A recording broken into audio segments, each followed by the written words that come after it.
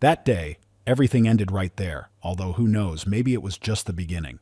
There was no hope left that everything would end well. There was no one left to come to the rescue. Smiling contentedly, she asked Jiang Xiaoyun if he thought there was any meaning left in his life, since all his friends had already said goodbye to life. Her words hurt him more than the beatings. He thought it was all his fault. His friends had died because of him. Calling her a devilish snake, Jiang Xiaoyun shouted that she deserved the most miserable death. In her sweet voice, she indignantly exclaimed that he was being rude to her again. The man replied that they would make his suffering long to appease her anger. The man thanked her for the supplies, and added that now they would live a few peaceful months. Then, smiling, he pressed a button on the remote control. The rope on which the bound boy was hanging descended to the bottom of the cage with the ravenous zombies. They had long since smelled the scent of living flesh, and were going mad waiting to get their hands on it. The tied-up guy had no chance of escaping the crowd of rabid zombies, and they began to devour his flesh. He silently promised Qui Jing that if he got another chance, he would make her pay for this. When he woke up, he screamed. His body was covered in cold sweat. She asked Jiang Xiaoyun what was wrong with him. Qui Jing asked why her name was not on the property documents. Could it be that he did not love her? The young man wondered what the hell was going on. Looking around, he wondered if he had somehow traveled back in time to before the apocalypse. Jiang Xiaoyun thought that Qui Jing had deceived him last time. Not only had she stolen all of his parents' inheritance, but she had also thrown him out onto the street. Later, the whole world was plunged into chaos, with people turning into real zombies. Then he found new friends, created a safe shelter with supplies, and managed to survive. But in the end, he was deceived by the devilish Qui Jing, who came to them and began to play on their pity. However, it was actually a cunning trap set by their sworn enemies. So now he looked at her with different eyes. She emphasized that he should not forget about the bride's ransom. It was no less than 400,000 yuan. She indignantly asked him if he had heard her, but the young man thought to himself that she was a vicious bitch. Anger overwhelmed him, but he mentally ordered himself not to give in to his emotions. She said that he only had a week, and if he didn't make it in time, then, without letting her finish, Jiang Xiaoyun said that he understood everything and that it was time for her to leave. Then he pushed her out the door. Qui Jing was stunned by what he had done, and wondered to herself when he had become so arrogant. Closing the door behind her, the boy stopped to think. It all seemed so unreal.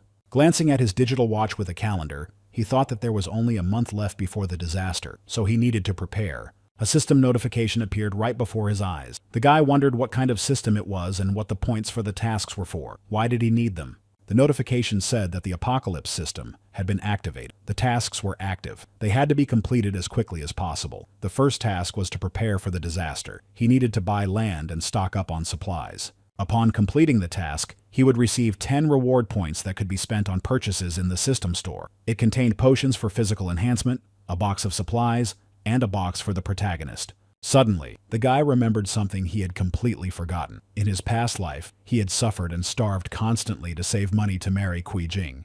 The guy thought that zombies would appear in a month, so he had to eat more delicious food while he could. He took his phone and ordered food delivery. He didn't have to wait long for his order to arrive from the delivery company. Are you hungry?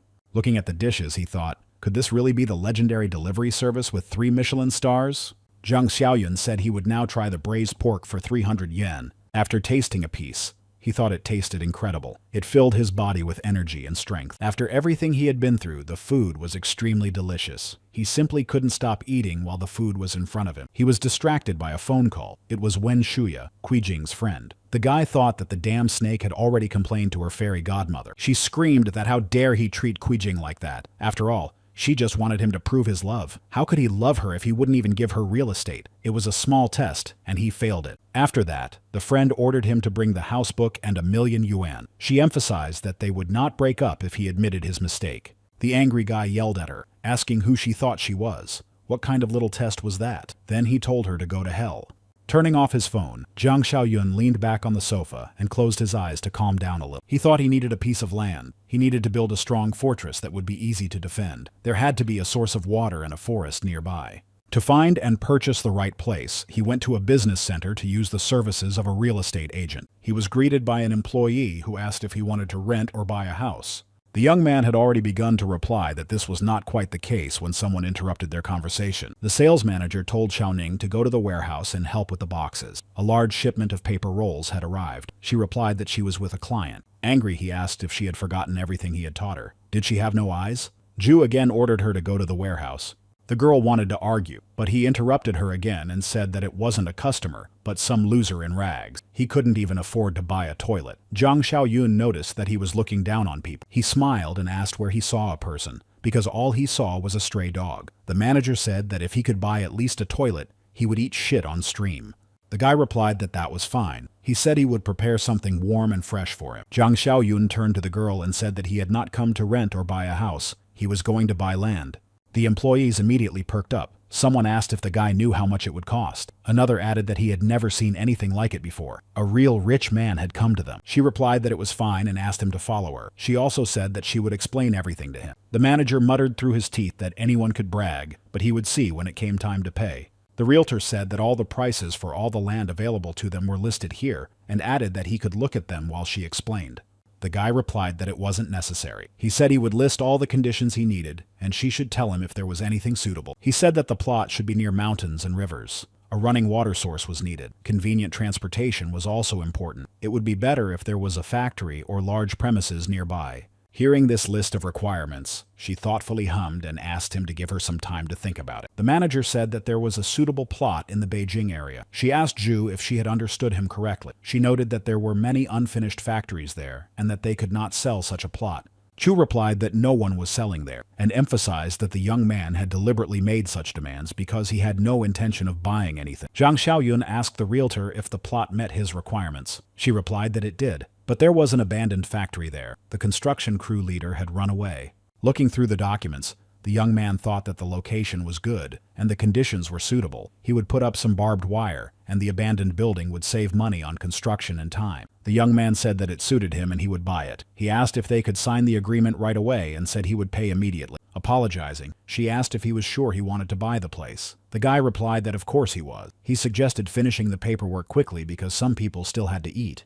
Looking at the check, the manager shouted that it was impossible. A down payment of 300,000. Who would spend that kind of money on a plot of land with an unfinished factory? It was unbelievable. Slapping him on the shoulder, the guy pointed out that the payment had gone through. It was time to shine. He said he would definitely buy a paid subscription to his channel if he was satisfied. The man told the fat guy to turn on the stream so he could hurry up. The other said that his stomach was upset but that he guaranteed freshness and added that he had eaten lobster that day. Leaving the business center, he thought that the money for the bride's ransom had gone down the drain. Next, he needed to decide what to do about supplies. He was very surprised when he saw the guy leaving the business center. He wondered what he was doing there. When he entered, Zhu's colleagues were forcing the manager to answer for his words. He shouted that he didn't want to eat shit and called for help. Li Shusheng asked what they were doing. Qui Jing was blowing on her nails, which she had painted so carefully, when her phone rang. Answering the call, she coquettishly asked if Li Shusheng, the scoundrel, still hadn't forgotten her. He bluntly informed her that Jiang Xiaoyun was at a real estate company and had bought some land. She angrily shouted, asking what land and where he got the money. He said that the guy had paid 100,000 in advance, and that it was probably the money he had saved for the bride price. Hearing this, Qui Jing screamed that, how dare that bastard spend her money? Li Shusheng told her to calm down and advised her to find out what was going on. She asked what there was to talk about, since he had spent her money. Zhang Xiaoyun wondered where to get more money, because buying supplies and construction would be very expensive. There was a loud knock at the door, and he wondered who the hell was banging on the door. What had happened? Opening the door, he asked what they were doing there. She immediately shouted at him, asking how he could spend her money. Stunned by her insolence, the young man indignantly asked what nonsense she was talking about. Qui Jing shouted that he should stop pretending, and that she knew he had bought the land with the money he had received as a bride price. It was her money, so the land now belonged to her. The guy asked if she had lost her mind. Tapping her shoulder with a wad of cash, he said he had enough money, but she wouldn't get any of it. He emphasized that she could forget about it and tell her boyfriend Li Shushun the same. Boiling with anger at being exposed, Qui Jing wondered how he knew about their romance. The girl asked them to calm down. After all, it was just a misunderstanding between the couple. Jing Xiaoyun said that there was no misunderstanding. She was not his girlfriend. She should go back to her old man, Li Shushun. He shouted at her to get lost because he couldn't even look at her. Then he slammed the door in her face. She thought that couldn't be true because they had always been careful when renting a room.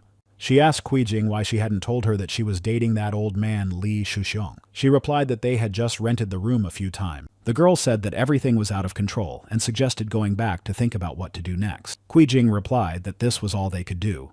In the elevator, the girl thought that since she had quarreled with Zhang Xiaoyun, she would no longer hold back. She needed to share with her sister. Zhang Xiaoyun asked Foreman Li how long it would take to repair the factory. He began to read out the young man's demands: reinforced walls, guard towers, barbed wire, explosion-proof doors, bulletproof glass. After reading the list, the foreman asked if the guy was preparing for an invasion. Zhang Xiaoyun replied that the less you know, the better you sleep, and asked him to just name his price. The guy insisted that everything had to be done in a month. When the foreman said that they would not be able to do it in time, the young man said that he would find someone who could. The foreman laughed and said that it would be very expensive. The guy repeated once again that he should name his price. Foreman Li showed him and said that they would have to work flat out, so they would need at least that much. Zhang Xiaoyun repeated that it would be 20 million. The foreman confirmed this and added that they needed 5 million as an advance payment before they could start work. He said he agreed and would transfer the money in a week, so they could start working. The foreman said they couldn't start without guarantees. Zhang Xiaoyun replied that he shouldn't worry. If he didn't pay, they would take the land. He agreed. Her appearance surprised him greatly. She addressed him in a sweet voice and called him Brother Zhang. He was even more surprised when she took him by the arm and asked him in the same sweet voice what he did for a living. He thought what a cunning creature she was. It was she who had incited Qui Jing to deceive him in his past life. Therefore, in this life, she would pay for everything. Zhang Xiaoyun asked what she was doing there. She asked if this was his new land, and if he wanted to build a villa here because the scenery was so beautiful. Pushing her hand away, the guy angrily shouted that it was none of her business. The girl thought that something was wrong with him. This loser was acting strangely. Usually, one touch was enough to make him shy away. So where was his reaction? Zhang Xiaoyun told the builders that they were measuring incorrectly and that the gate needed to be wider. Gritting her teeth in anger, she cursed silently. She couldn't miss this chance while Qui Jing was arguing with him. The guy thought he had already mortgaged the house, but he only got 3 million. That wouldn't even be enough for the first stage of construction. He had to find the money. It occurred to him that the apocalypse was coming soon, so he could sell the house several times. He heard a knock on the door and demands to open it. The guy thought it was the old man again. His neighbor Li definitely had a lot of money. He already owned 2 floors and wanted to buy the third one from him. At first, he was going to leave it for himself to live in after his wedding, but the old man was harassing him. The old man had poured paint on his door, thrown trash at it, broken the locks, and done many other things. As soon as he opened the door, the old man yelled that he had been out clubbing again last night. Zhang Xiaoyong shouted that enough was enough. He went to bed at 10 and didn't go to any clubs. The old man shouted back that he didn't care and that he had heard him clearly. Waving him off, Zhang Xiaoyun said that he'd had enough and was selling the house. The neighbor asked if that was true. The young man said that he would sell him the house on one condition. The old neighbor asked what the condition was. He said that his house would still be under construction for another 6 months, so he would stay there for that time. He also needed to pay off a construction loan, so he needed an advance payment of 5 million. When the neighbor began to hesitate, the young man said that he could forget it if he didn't want it and began to close the door. Then the neighbor shouted that he agreed, but they would sign a contract. The young man replied that there was no problem then. A slight, sly smile twisted his lips. He thought he wished the old fool would croak in that house. He received a message from the bank. Old man Li had transferred 5 million to his account, so now he had 8 million. He thought it was time to complete the task and get his reward, so he drove to the largest shopping center in the city. The task said to buy supplies for 365 days, so this was probably the last shopping cart. Visitors shunned him and whispered that this guy must have lost his mind, so they should stay away from him. The boy brought 12 baskets with roughly the same products to the checkout, calculating 1 basket per month. The shoppers wondered why he needed so much. One guy said that he was probably another idiot who had been taken in by stories about the end of the world. After receiving points for completing the task, the guy thought about how to use them. Improving his stats would be useful, but the protagonist's box costs exactly 10 points. He told himself there was no point in hesitating. He had to seize the opportunity. So he chose the protagonist's box. The system reported that the exchange was successful and he used his 10 points. Now he had 0 points left. The box contained a space ring. It could hold 300 cubic meters of space and time stopped inside it. The guy was delighted and said that was what he thought. He hit the jackpot right away. Time doesn't pass inside, so food won't spoil, which is great. The system announced a new task: gather supplies for 10 years and receive a reward of 20 points. The boy indignantly asked what this was all about. Entering the trading hall with the guards, he shouted, "Who's making all this noise?" He was surprised to see Zhao Xiaoyun, whom he knew well. The boy was also surprised to see Yang Tao. Yang Tao was his classmate from high school. He was the henchman of the bully Zhang Shengzhe. He always intimidated the weak and feared the strong. They often had arguments in the past. He didn't think he would run into him again. After asking Jiang Xiaoyun what he was doing, Yang Tao ordered him to immediately put all the goods back on the shelves while he was still in a good mood. Zhang Xiaoyun asked if he had decided to be a bully for the rest of his life. He said he would pay, and asked if this was how their store treated customers. Then Yang Tao shouted at Jiang Xiaoyun to pay immediately or he would regret it.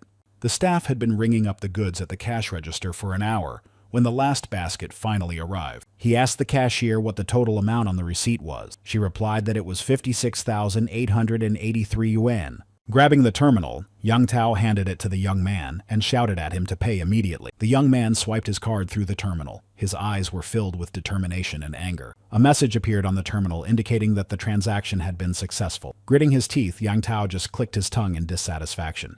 As he was walking away, he shouted to the security guards that they could leave. Jiang Xiaoyun ordered him to stop. Looking back, an irritated Yang Tao shouted that the guy still needed something. Jiang Xiaoyun told him to apologize for his rudeness, or he would have to carry all the goods back to the shelves. But the boy had no intention of doing so, and shouted at the young man not to look for trouble. One of the customers noticed that he had attacked him and asked if he couldn't at least apologize. Another added that the internet would quickly make him famous. The young man repeated that he should apologize, adding that then he would be nice and buy 10 times more.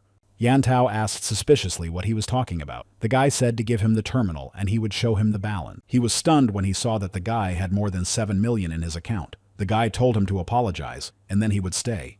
Bowing low to his classmate, Yang Tao asked him to forgive him. Bowing him even lower, Jiang Xiaoyun told him to control himself next time. He asked the boy why he needed such a large amount of money. Jiang Xiaoyun replied that it was none of his business, and that he was preparing a big deal. Surprised, Yang Tao asked about the deal, and noted that the store's supplies were insufficient, and that it would be better to contact wholesalers. Jiang Xiaoyun asked if he knew any. He replied that he did, and asked if he remembered Zhang Shengji. He happened to be in that line of business. Yang Tao called Zhang Shengji and told him he had found a big customer. The guy thought that if they were working together, it would be interesting to know how much of the supermarket's illegal income was going into their pockets.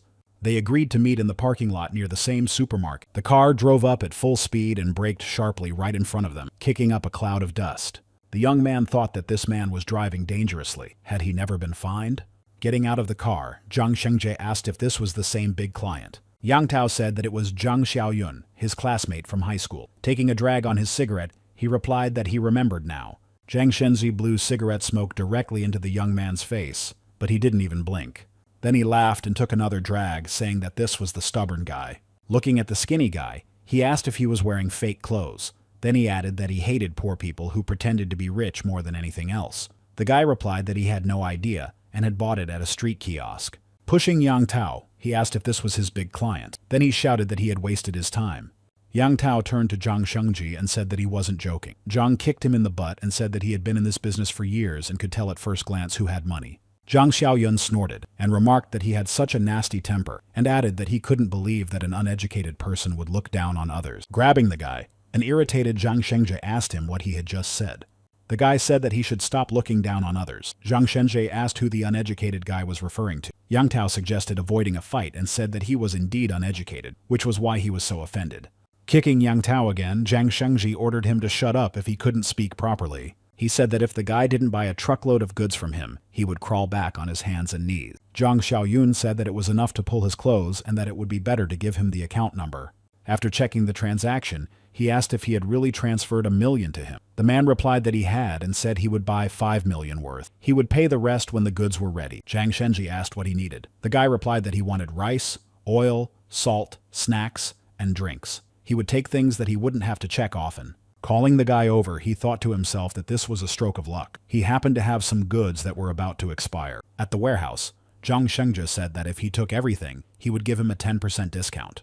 The guy replied that he would check the quality first and went over to the food package. Jiang Xiaoyun began to look through the products and expiration dates on the packages. He noticed that the packaging was fine, but the contents were practically rotten. The young man asked if he was still the same swindler. He thought to himself that he would never have imagined that the young man was so knowledgeable. He said aloud that he would give a 50% discount and that it was an excellent offer. The young man said that he would spend 5 million only on high-quality products. Then he added that it was fine. He would take this junk too. Then Zhang Shengji asked him what for. Jiang Xiaoyun agreed to buy everything at a 50% discount, but with one more condition. He would pay him in a month. Zhang Shengji asked if that was even possible, given the expiration date. The young man replied that he could take his house if he didn't pay. Then he asked if he would still take the spoiled food, and inquired if he had a sales channel. The young man replied that he was the outlet. With a smirk, he added that even expired food would be worth its weight in gold. Zhang Shengji asked him about it. Then the young man told him not to worry about it and just deliver the goods. He would give him the address later.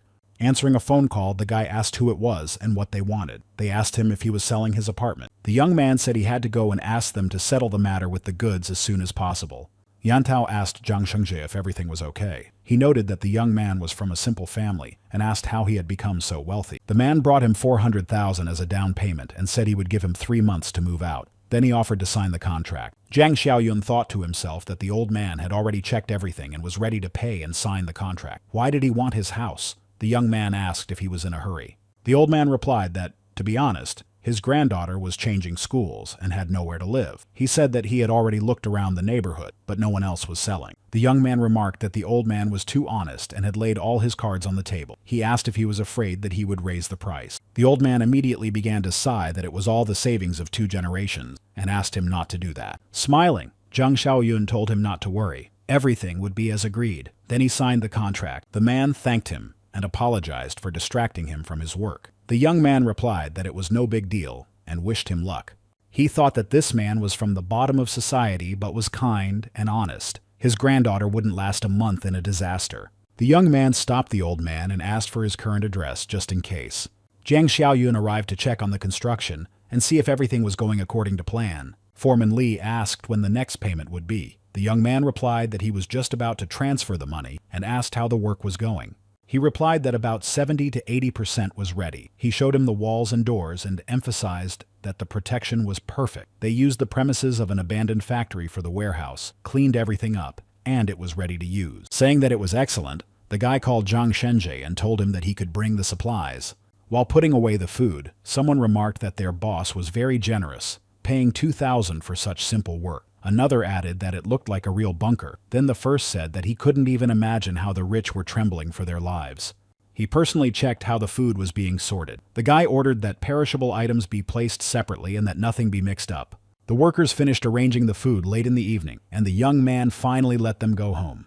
After walking through the rows of boxes and checking that everything was in order, Zhang Xiaoyun said that everything was ready. Now he had completed the task of preparing supplies for 10 years and received 20 points. The young man was surprised to see a new box in the system store. It contained a health potion, a box of supplies, an apocalypse cultivator, and a skill awakening box. Thinking that luck was on his side, he chose the skill awakening. The system notified him that the exchange was successful, and 10 points were deducted from his account. In return, he received the Eye of Mind skill. This skill helps to detect hostility from targets. He was delighted to receive this skill, and noted that it was one of the most useful skills in the early stages of the disaster. Immediately, a notification appeared about a new task: prepare for battle. He needed to arm himself. For this, he would receive a reward of 10 points plus a random gift. The boy said that this was exactly what he had in mind. What he needed could only be obtained on the black market, where he headed late at night. Jiang Xiaoyun heard a familiar voice saying that he would only give him $300 for it. The seller shouted that he wasn't bargaining. Li Shuqiang said that a jade bracelet for 2,000 was obviously a fake, so he would take it for 300, and the seller would still come out ahead. Either that, or he would leave. The seller agreed and asked him not to shout. The guy thought that the bastard Li Shuqiang had come here for a fake bracelet. It was so easy to fool that stupid Qui Jing with such junk. Walking a little further, he noticed some nice knives and machetes. The guy realized he had finally found what he was looking for. Looking at one of the knives, he asked the owner if he had anything harder. The man replied that these were the sharpest knives he had. If the young man wanted something harder, he could buy a blank and sharpen it himself. Finally, he added that the young man could try a bat for starter. When Zhang Xiaoyun said that it wasn't hard enough, the man frowned and asked if he was looking for trouble. A message arrived saying that 200,000 yuan had been transferred to his account. He was surprised because he wasn't expecting a transfer from anyone. Showing him that the money had come from him, Zhang Xiaoyun told him not to worry. He said that he really wanted to buy something. Then the man called out to Shan, who was sitting nearby, and asked him to watch his counter. Hinting that such things should not be discussed on the street, he showed the young man where to go. Demonstrating it, he said that it was a homemade weapon and that it was enough to shoot a chicken. It only cost a few thousand yuan, and cheap bullets would work. The young man replied that it was not what he wanted. The man took out another box and said that this replica revolver was just as good as the original. The price was 5,000 yuan. The bullets were 9 millimeters and 5 yuan each. Zhang Xiaoyun was already getting angry and pointed out that he had already paid a deposit of 200,000 yuan. Then he asked if there was nothing suitable. The seller was very surprised when he heard that the guy said it was only an advance payment. The guy said that it was only 10%. And that he needed weapons worth 2 million yuan. The man asked the young man why he had come to him with such a large order. He replied that his subordinates used to handle such matters, but things had changed a little. Asking him to wait a moment, the man went to the door and closed it from the inside. Then the man discreetly peeked out the window as if looking for something or someone. Making sure that everything was clear, the man told the young man that he had come to the right address. He whispered to the young man to write a list of what was needed, and he would give him the address. He was to come there the day after tomorrow at midnight to complete the deal and bring the rest of the money in cash. As they were leaving the premises, the seller bumped into the man and told him to be more careful. He immediately recognized the young man and exclaimed his name in surprise. The man turned out to be Li Shuxian. Li Shuxiang said that he didn't expect to see him at the black market, and remarked that now he understood where he was spending all his money. He also added that the young man was still ignoring Qui Jing and asked if there were any family heirlooms at home.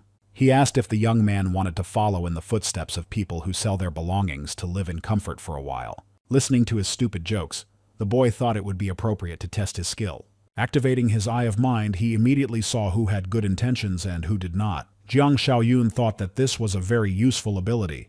The guy replied that he would do as he said. Then, pointing to the bag, he asked if he was going to deceive Qui Jing with this used junk. He added that it was perfect because she was used herself, so everything would suit her. Enraged, Li Shuxiang called the boy a bastard and asked him what he meant. The salesman asked the boy if he was his friend. He replied that he was not a friend, but an enemy. Then the salesman said he understood and that they would deal with him. Zhang Xiaoyun replied that they should leave him alive because he had other plans for him. His team of guys immediately moved on Li Shuxiang. He immediately asked what they were doing and warned them that they would regret it. But they ignored him. Li Shuxiang suggested that they talk first and come to an agreement. With a few moves, the man knocked Li Shuxiang to the ground and he fell hard. After being kicked, Li Shuxiang cursed and thought that the bastard Zhang Xiaoyun would get his comeuppance. 2 days later, the young man brought the weapons he had bought to his warehouse. There were a little more than a dozen boxes, but they contained everything he needed. As a result, he completed his battle preparation task and received 10 points. And as a bonus, he received a double dose of health potion. He was delighted when he received the double dose of health potion. It was equivalent to 2 doses from the store. Without waiting any longer, the guy decided to try it and injected himself with the health potion. The boy said that a normal adult has a strength of about 5. With this, it should increase by 40%. Thinking that it would be better to use this advantage to the maximum, he bought another dose at the system store. Having gained 8 points of physical strength with a 60% increase, the guy thought he needed to test it out. Zhang Xiaoyun glanced around the room to find something suitable and stopped when he saw what he was looking for. Picking up a piece of metal rebar, the guy said it would be good for testing. He simply kicked the rebar with his foot and it bent from the force of his blow. When the guy kicked it again, the rebar bent even more and hit the wall, leaving a dent. The guy shouted that this was what he needed, and now it couldn't be taken with bare hands. He noted that even zombies at the beginning of the apocalypse were nothing to be afraid of. Zhang Xiaoyun noted that the weapon didn't take up much space and was better kept in a ring. When he put the weapon in the ring, he said that a disaster would happen the day after tomorrow. He asked himself what else he had to do. He remembered the old man who sold him the house and told him that his granddaughter was changing schools and had nowhere to live. The young man said that even after surviving the apocalypse and the rebirth, it was difficult to leave people in trouble. Deciding to send them the bare minimum, the boy said that whether they survived or not was no longer up to him. He would consider it compensation for the costs of his apocalypse plan. His car pulled up to the house at the address he had been given and stopped abruptly. Getting out of the car, the guy sighed heavily and said that you definitely couldn't find a hole like this without GPS. Climbing the stairs, the guy noticed that the man didn't seem to be rich, living in such a cheap place, and on the top floor at that. Stopping in front of the door, the guy thought it would be better to get the supplies now, otherwise he would have to explain later. He activated the ring and took the necessary supplies from its hidden compartment. Hearing someone knock on the door, the tenant answered that he was coming and asked to wait a few seconds. Opening the door, he said that he promised to pay the rent next week, but he saw that it was not the owner, but Jing Xiaoyun. The man asked Zhang what he was doing there and then saw that the hallway was full of boxes. Saying that he would explain later, the young man asked for help carrying the boxes before the neighbors saw. When they finished, the man said that young people were so strong. The young man carried everything and didn't even break a sweat. Glancing around the room, the young man said that it was a nice room and the doors were quite sturdy. telling the old man to listen to him very carefully. Jiang emphasized that he should use these supplies wisely, then he would be able to last about 6 months. Suddenly, the young man saw a photo on the old man's table and froze. The old man asked if something was wrong. He added that the young man could keep the supplies because they would be moving in a month anyway. The photo was of the old man and a girl he knew well. The young man repeated her name, Shan, in his mind. He asked the old man if his granddaughter's name was Shan. The old man asked how the young man knew her, since he hadn't mentioned her. Jiang Xiaoyun asked where the girl was now. The old man replied that she was at her old school. They were going to transfer her when they moved to their new house. The paperwork was almost ready. The boy remembered how she had sobbed that her grandfather had died because of her. In a previous life, the old man had gone to a ruined school to save her, and had died himself. Putting the photo back in its place, the boy thought that he would correct her regret in this life. Looking at the old man, he said that they would not move to a new house. The old man asked if he wanted to go back there and said that he couldn't. Interrupting him, the boy told him to let him finish. He said that tomorrow this world would turn into hell. Neither his house nor his granddaughter's transfer would matter anymore. They would go with her to school, and he would prepare a place for them. The alarmed old man asked Jiang what he was talking about, and added that he didn't understand anything. Thinking that the old man was slow on the uptake, the young man began to think of a better way to explain it to him. He asked the old man if he understood what a great famine was, and if he could imagine how terrible and tragic life was when famine struck. The old man replied that he could imagine it, but that these were peaceful times, so where would famine come from? Deciding that he needed to take the boxes back to the warehouse, the young man activated his ring. All the boxes returned to their places in space. The old man asked what kind of magic it was, since all the boxes had disappeared in an instant. The boy said that he had superpowers and could see the future. He told the old man that if he wanted to live and save Shan, he had to listen to him. Then he asked where her school was. The car slammed on the brakes in front of the school where the girl studied. Jiang Xiaoyun asked if the old man knew which class she was in and the number of her dormitory. He replied that he did.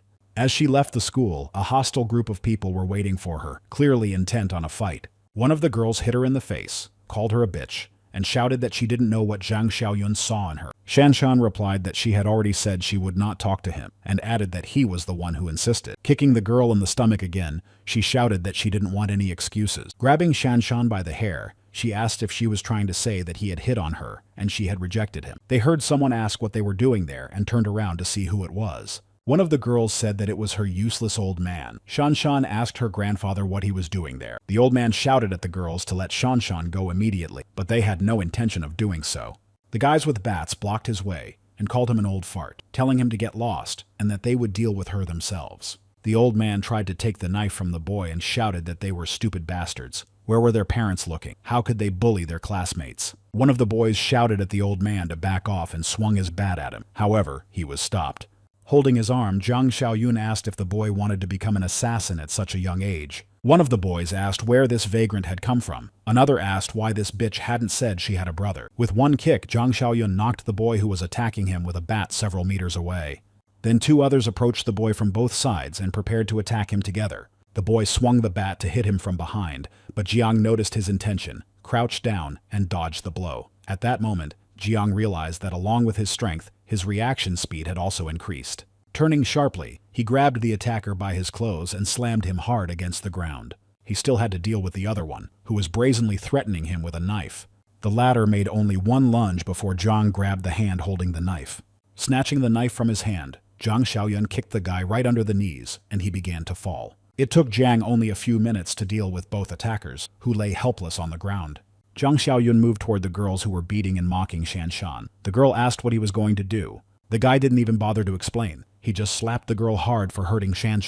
Grabbing her friend by the hair, the guy asked if she liked pulling other people's hair. She screamed for him to let her go. Then Jiang Xiaoyun put a knife to her throat. She was seriously frightened when she felt the blade of the knife and asked what he was going to do. Without saying a word, the boy made one sharp movement with the knife, and the girl slowly sank to her knees. Grabbing her short hair, she screamed in fear that it was her hair. She called the guy a freak and asked how he dared to cut it off. Then she threatened that she wouldn't let him get away with it. Scattering the hair left in his hands, he said it would only get in the way. She asked him to repeat what he said. He replied that in a few days she would understand, and added that a short haircut could save her life. Then he called Shan and said they were leaving. The girl asked in surprise where they were going and followed the boy with her grandfather.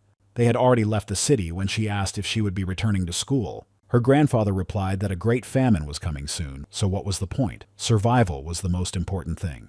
Shan immediately became angry and asked her grandfather how many times she had told him not to believe the calls from these scammers. Then she ordered him to tell her what kind of nonsense they had fed him this time. He replied that there were no calls and that he was telling the truth. The girl insisted that he always said that. Watching them argue, Jiang Xiaoyun thought that this time Shan would be safe. The young man said that this time he had not been deceived. The information about the famine had come from him. Then the girl asked who he was. He said his name was Jiang Xiaoyun, but she could just call him Brother Xiaoyun. She then thanked him for dealing with Song Wei and the others. Jiang Xiaoyun told her not to worry because they didn't have long to go. She asked what he was talking about and if it was true that there would be a famine. The boy replied that he had made up the story about famine to make it easier to convince her grandfather. Smiling, she said that she knew it was just a story because it was a time of peace. Then Jiang Xiaoyun said that in reality, an apocalypse was coming. Shan was stunned when she heard about the apocalypse, so she asked him about it again. Saying that it was just in time, the boy asked her to watch a video and the news on his phone. Then she would understand if he was right. The video began with the words of a song, "With my sword raised, I stand in the images of the whole world. Anger. With my sleeves rolled up, I meet the light of the moon. The west wind blows away the fallen leaves." Someone had filmed a video in which they noticed that it was the first time they had seen a crazed person bite someone. Switching to the next one, she heard someone complaining about the smog and asking if he was the only one who thought there was a strange smell. In another video, someone screams that the man is biting himself for some reason. Is he a dog or something? Later, the same man says that he can no longer resist. He feels so bad and needs to go to the hospital. Jiang Xiaoyun said that was what he thought. The first warning signs had appeared. Shan asked if this was really the beginning of the apocalypse. The guy replied that tomorrow would be the first day. A thick toxic fog would cover several provinces, including Province B. The effect would manifest itself on living beings. A significant part of the population of these provinces would immediately mutate into zombies, and the rest would be in danger. After those who were not infected by the fog were bitten, they would also become infected and turn into zombies. He noted that she was young and knew about zombies. She replied that she knew, but found it difficult to believe. Jiang Xiaoyun replied that it would take her more than a week to believe it, and then noticed that there was a traffic jam ahead. Looking out the window, he said that even the emergency lane was blocked. The old man turned to the young man and asked what would happen if they got stuck there, and the zombies he mentioned appeared. The young man replied that the old man shouldn't worry. It wasn't that urgent. The young man thought they still had a few days before the situation got out of hand. But what if the zombies appeared nearby? Behind them, a black Mercedes was speeding and didn't even try to brake. The car swerved sharply into the emergency lane and tried to ram into the young man at high speed. He slammed on the brakes and they managed to avoid a collision, but the passengers in the car were shaken up pretty badly. Jiang Xiaoyun grumbled that these idiots didn't even turn on their turn signal and brazenly cut them off from the emergency lane. Saying that he would not let it go, Jiang Xiaoyun did not let the car cut in front of him, driving close to the car in front. Seeing that the other driver was again pulling up alongside him, the young man said that he didn't want to give up and was still trying to squeeze in. The window of the Mercedes rolled down and the man began to curse Jiang Xiaoyun and demand that he let him pass. The old man turned to Jiang Xiaoyun and remarked that he looked like some kind of rich guy, so it might be better to avoid trouble. The young man told the old man not to worry. If the man got out of the car, he would send him flying. When the convoy started moving, the young man shouted that it was finally moving after standing there for an hour. Shan reported that the same car was trying to cut them off again. The young man said that the driver was asking for trouble. The black Mercedes seemed to be overtaking them, but suddenly turned towards them and began to brake. The old man noticed that he was deliberately braking in front of them and asked the young man not to do the same. Jiang Xiaoyun muttered through clenched teeth that in the past he would have let him go, but tomorrow the apocalypse would begin, and there was no point in forgiving such bastards anymore. The next time he slowed down in front of them, Jiang Xiaoyun did not brake, but instead stepped on the gas. After the collision, the black Mercedes was thrown into the other lane and came to a halt. Getting out of the car and rubbing the back of his head, the Mercedes driver called the guy a little shit.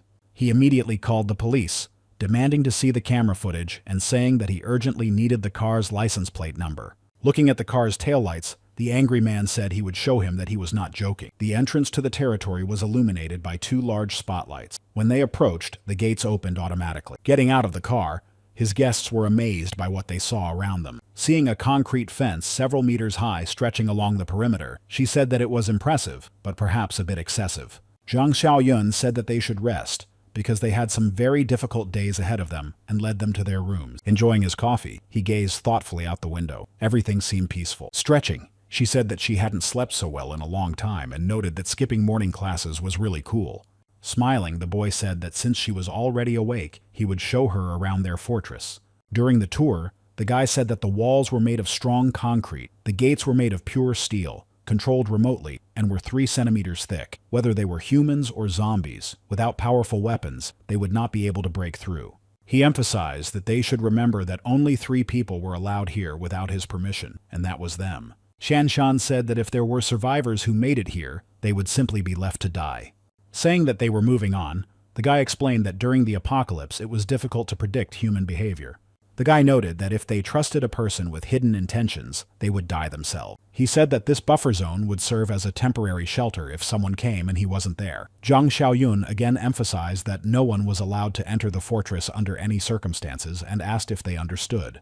When they replied that they understood, the young man said that he would show them the food supplies and how to distribute them. He led them to another part of the former factory, which had been converted into a warehouse. Looking back to glance at them, the young man activated his mind's eye skill. Seeing happy emoticons, the guy thought that maybe it was a sign of trust, since he had never seen this before. Then the guy used his space ring and said that weapons were the most important thing during the apocalypse. Jiang Xiaoyun emphasized that they should always control themselves and not dance to someone else's tune. The system announced the reunion with Shan and the activation of a series of tasks. Former partners, Part 1. The next task was to find and rescue Jian Chi's partner. The reward for completing the task was 20 points. After receiving the task, the boy noticed an arrow that clearly pointed to the location of the object. He thought this was good because he had already been thinking about how to find it. The guy shouted for them not to forget and not to break the rules and rushed to the exit. She asked him where he was going. Getting into the car, he replied that he was going after the people because they needed to assemble a team. Then, he quickly drove away from the area. That day, the group of guys had a fun time singing and drinking at a karaoke bar. The guys left the karaoke room and said they were going to the restroom. One of them warned that he wouldn't wait forever because of kidney problems. They came out of the restroom laughing and talking to each other. Without noticing, he was waving his arms widely. It so happened that the slightly drunk guy accidentally touched the girl with his hand. She cried out in displeasure. He immediately apologized and admitted his guilt. The dissatisfied girl pressed herself against her boyfriend. Without further ado, he hit the guy and called him a little shit, shouting at him to watch where he was going. The kick was quite strong, and the guy lost his balance and fell heavily. His friend immediately ran up to him and asked Jian Chi if he was okay. Looking back at the man who had hit him, the boy asked what he was doing and why he had hit him. The man became even more angry and shouted that no one had given him permission to talk to him. When he lifted the young man by his clothes, he asked what he was doing again. Jian Chi jumped up and shouted for him to stop because it was his fault. Leaving the restroom, the waiter thought that his stomachache was bad enough without a cold, and now a fight. Couldn't he get a minute's peace? Approaching the group, the waiter asked them to calm down and began to separate the boys. The man yelled at him to get off and asked if he didn't know who he was. He emphasized that even his boss wouldn't dare touch his clothes. The waiter gestured for them to run away quickly while the man turned his attention to him. Holding the waiter, the man shouted at him to call the owner immediately and threatened to shut down the bar. The waiter again politely asked him to calm down. The guys quickly ran into their karaoke room, trying to hide from the man. Seeing how out of breath they were, one of their friends asked if they were being chased by dogs. He replied that they almost were, and told them that they had run into some gangsters who wanted to beat them up. They were lucky that the waiter intervened to smooth things over. Then the guy asked why they didn't beat him up. Was their engineering class ever canceled? He would call his brothers and they would quickly sort things out. Jian Chi told him to forget it and asked why he was getting so worked up. The guy pointed out that there was less than a year left until graduation, so they shouldn't look for trouble. Besides, the music was already playing, so he suggested they dance. The same man entered the hall with backup and dragged the badly beaten waiter with him. The guys were simply stunned that he had shown up in their hall with a gang of thugs. Looking at the guys in the hall, the man shouted that it was them and pushed the beaten waiter away. The man ordered his accomplices to grab the boys, and they threatened them with bats, forcing them to surrender. One of the guys, unable to contain his emotions, shouted that one phone call would be enough to get them all killed.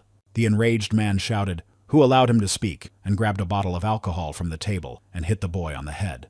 Jian Chi was splattered with his friend's blood and cried out Chen Chong's name in alarm. Zhang Xiaoyun's black car parked right in front of the club entrance. The young man smiled and said that he had studied at the same college. "The end of the world is upon us, but my heart longs for song." Zhang Xiaoyun went to the club to find his friend. After all, that was where the arrow had pointed him. His friend groaned in pain and fell to the floor, leaving a pool of blood behind him. Jian Chi continued to shout Chen Chong's name. The man asked her how she was and if she was feeling better. She asked him if he had a reason to do that because he hadn't pushed her. Taking another bottle from the table and pointing at Jian Chi, the man said that it was him then. Chen Chong quietly pulled the ashtray off the table, stood up, and wanted to hit the man with it, but his accomplices managed to stop him. One called him a petty scoundrel and asked if he still wanted to fight. After cursing, the man said that he didn't think he was so brave and hit the boy on the head with the bottle again. The young man collapsed to the ground unconscious. His friends were afraid for his life. Shouting that they were real bastards, Jian Chi and his friend rushed at their attackers. One of their friends hid in a corner and trembled with fear. He heard the man shout that these punks still hadn't calmed down and ordered Lao Si to grab one of them and beat him until he was unconscious. A fight broke out and no one paid any attention to the waiter, who had also been beaten and left sitting in the corner of the hall. The man cursed and shouted at Lao San not to be a coward and attack him. The waiter, who had been complaining about feeling unwell, now looked terrible. Blood was streaming from his eyes and his gaze was clouded. With a frenzied growl, the waiter rushed toward the guys fighting in the other corner of the room. Reaching one of the boys, the waiter sank his teeth into his shoulder, and the boy howled in pain. The girl screamed in fear. The guy tried to shake him off and yelled at the damn dog to let him go. He couldn't get away and started begging for help. The boy watched in terror, cowering in the corner. He heard the man order another man to pull the waiter away while he dealt with the two of them. Grabbing the waiter by the neck and trying to pull him away, the man asked why he had become so strong. Turning sharply, the waiter bit the man who was pulling him by the arm. The man howled that it was a mad dog and that it had bitten him. The waiter knocked him to the ground and began to bite his arm even harder, as if trying to tear off a piece of flesh. The guy screamed that he had completely lost his mind and was too strong. Suddenly, a strong hand squeezed the waiter's throat so hard that he let go of the guy's arm. Jiang Xiaoyun held the waiter by the throat, lifted him up, and continued to squeeze. Then he slammed the waiter's head against the glass partition of the hall with all his strength and ordered everyone to stop immediately. The young man thought to himself that the waiter was as strong as an ox, and this guy had lifted him with one hand. The man indignantly asked who he was and why the hell he was giving orders here. Ignoring the question, Jiang Xiaoyun turned to Jiang Chi and asked if he had been bitten. He replied that he hadn't been bitten and asked what the problem was. Then Jiang Xiaoyun said that he was following him. Grabbing the young man by the shoulder, the man asked where he was going, as they weren't finished yet. At the same time, one of his associates called out to the boss and reported that his head was spinning. The boss asked him what was wrong and if he had caught a cold again. The associate reported that he had only had a stuffy nose in the morning. Jiang Xiaoyun asked if he had been bitten on the shoulder. The man replied that he had and asked why. He thought that he must already be infected, and now he had a bite close to his head, so he would soon start mutating. Without saying a word, the young man silently dragged the waiter away. The man asked what he was doing.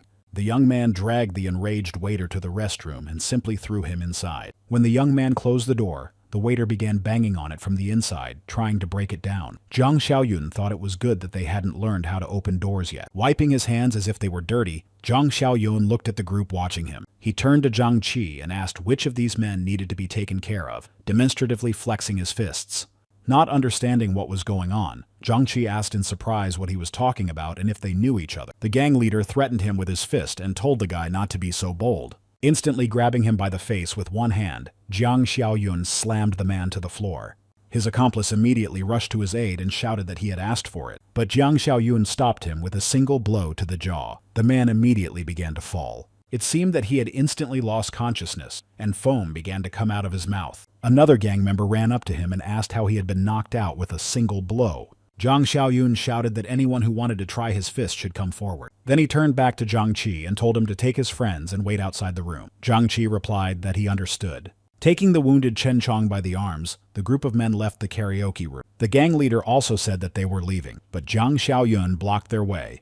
When the young man stood in the doorway and prevented them from leaving, the man asked what he was doing. Jiang Xiaoyun asked if he was so drunk that he couldn't even remember his own name. He reminded him that he had almost killed his friend. The man indignantly asked what nonsense he was talking about and ordered him to get out of the way.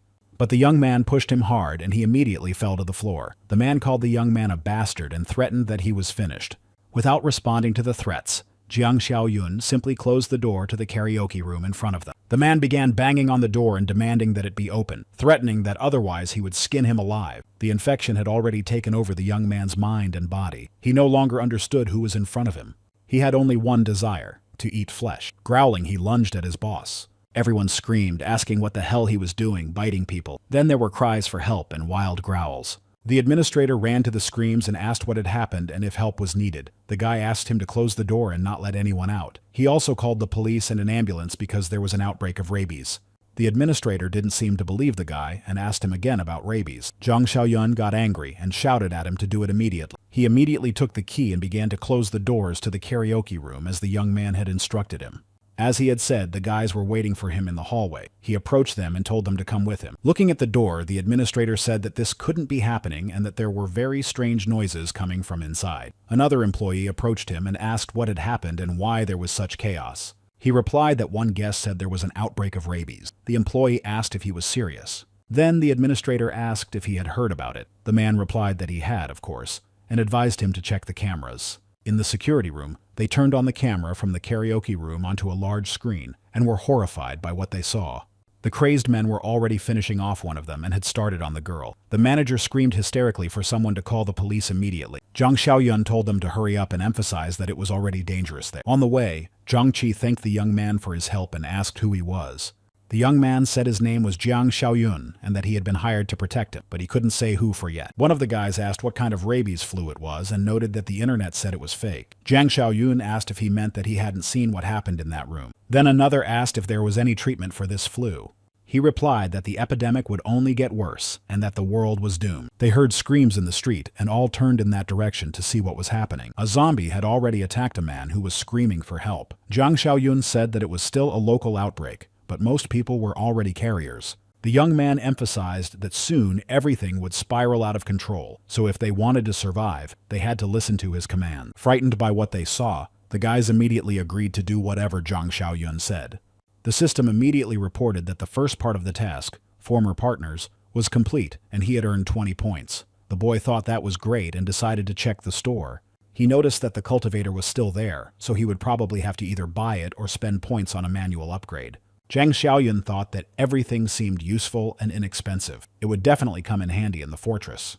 Glancing discreetly at Jian Chi, the boy thought that the problem of trust remained. In his past life, Jian Chi's entire dormitory had been wiped out by zombies due to the betrayal of a close friend.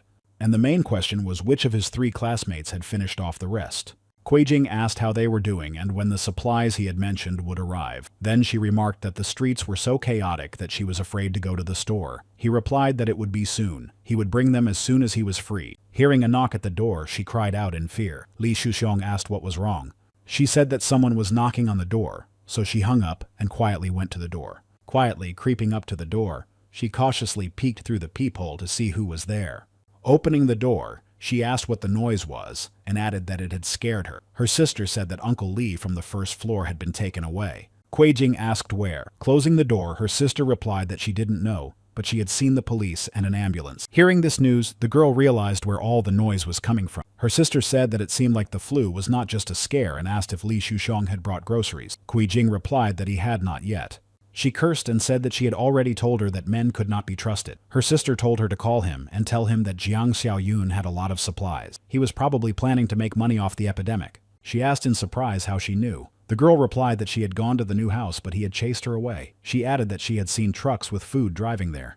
Then Qui Jing thoughtfully said that it meant he knew there would be an epidemic. My sister told her to call Li Shushun and he would take care of it. The girl said that if he suddenly sold everything, they would take most of the money. Finally, they reached the fortress, and the car quickly drove into its territory. Getting out of the car, the guys immediately began to look around the place where the stranger had brought them. Zhang Chi exclaimed enthusiastically that it was an incredible place and looked like a real fortress. Smiling, Zhang Xiaoyun said that everyone reacted like this when they came here for the first time. The old man said that Mr. Xiaoyun had finally returned. Shan followed her grandfather and asked if everything was okay. He told them not to worry and said that he would introduce them to the new members of the team. The young man said that this was Zhang Chi and his classmates. They would be staying with them. Then he introduced Grandpa Shenbo and Shan. The girl said that since Xiaoyun's brother had chosen them, they would gladly accept. Zhang Xiaoyun asked the old man to take a few guys to show them around and tell them the rules. Shenbo said he could count on him. The guy said it looked like northern Myanmar. One of his classmates asked for weapons, saying that they could help defend the area. Hearing this request, Zhang Xiaoyun looked at the guy carefully and with some suspicion. Then his classmate whispered to Yimin not to rush and said that they needed to gain trust first. Zhang Xiaoyun told him not to worry. They would get the weapons in a few days. He noted that the young man had quite serious injuries, and that it would be better to have him examined in the infirmary. They were shown a place where they could wash up and tidy themselves up. One of the guys said it was very comfortable there. Yimin asked the guy why he had stopped him. Maybe then they would have gotten the weapons right away. The guy said that it was the best way to protect themselves. Otherwise, they were effectively under house arrest. Imin responded that they had been saved, so why was he complaining? Then Imin asked who the guy was and why he helped them. Jian Chi replied that hadn't he told them he was hired to protect them? Imin pointed out that the guy didn't mention the name of the person who hired him and that it could be a trick. He muttered through clenched teeth that they should look at how he treated Chong and emphasized that this was not a hospital, but a real prison. The guy said that maybe he wanted to take him away for his organs and emphasized that they needed to strike first.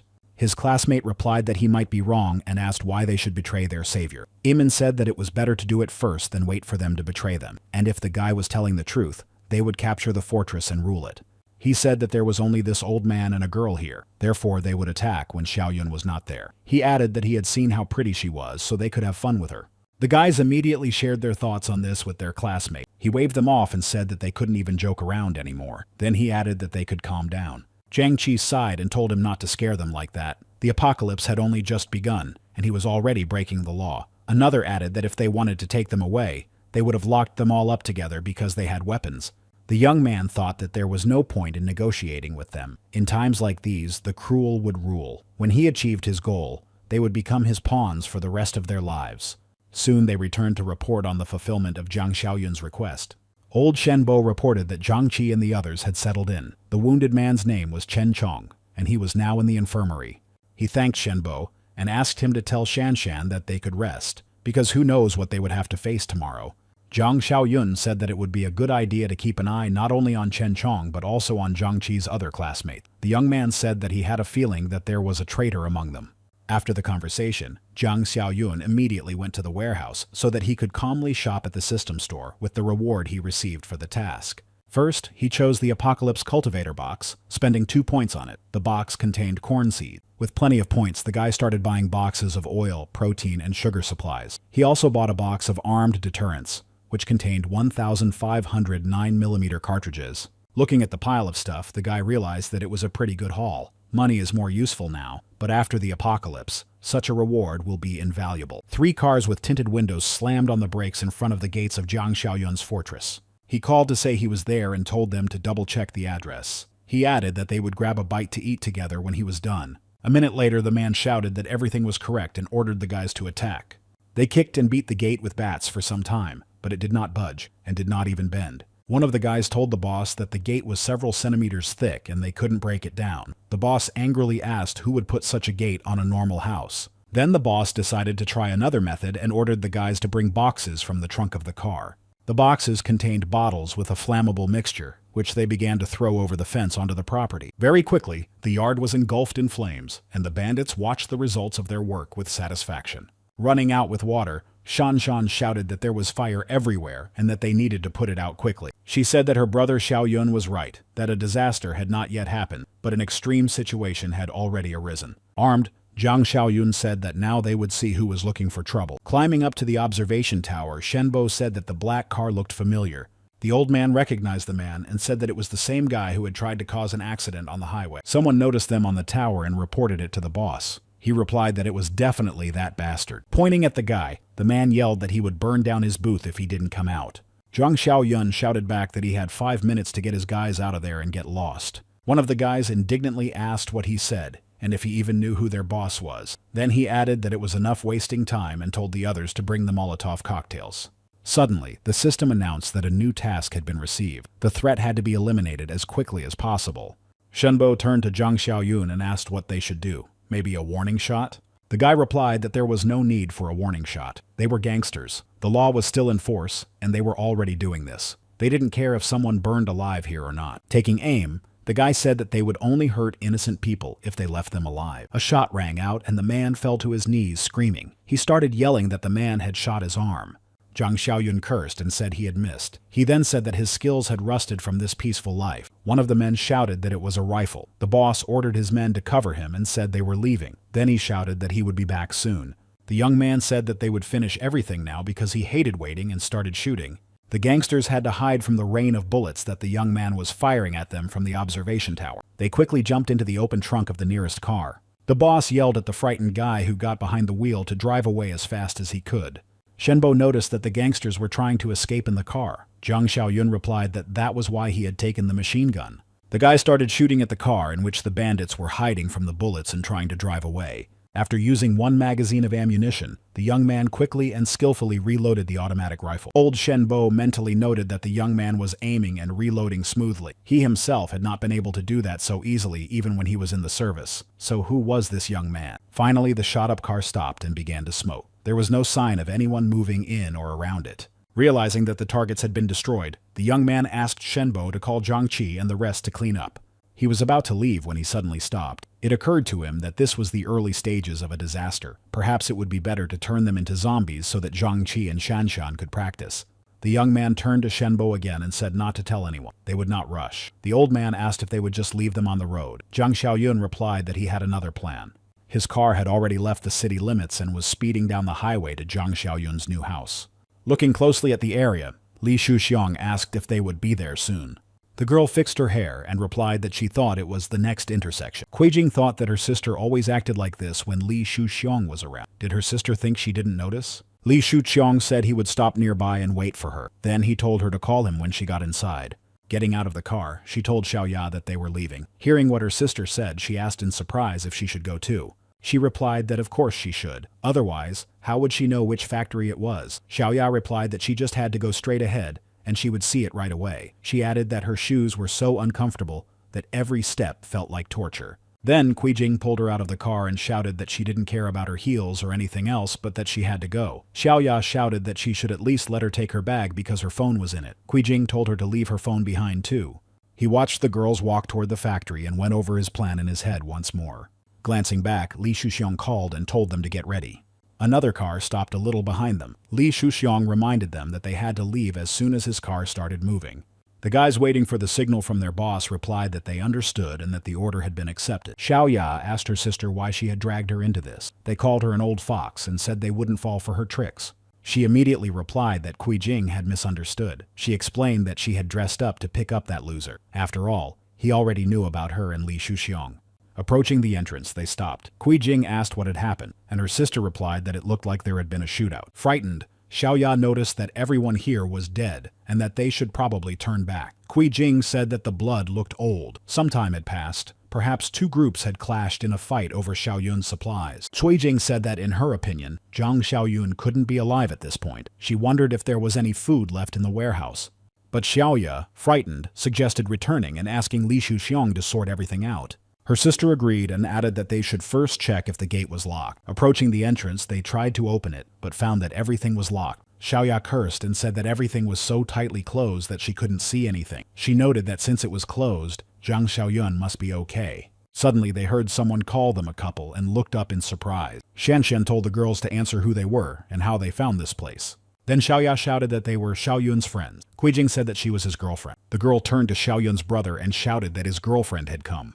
Qui Jing told her sister that now she understood why he had changed so drastically. He had found someone else. Her sister told her not to even think about showing her dissatisfaction because they had an important task to complete.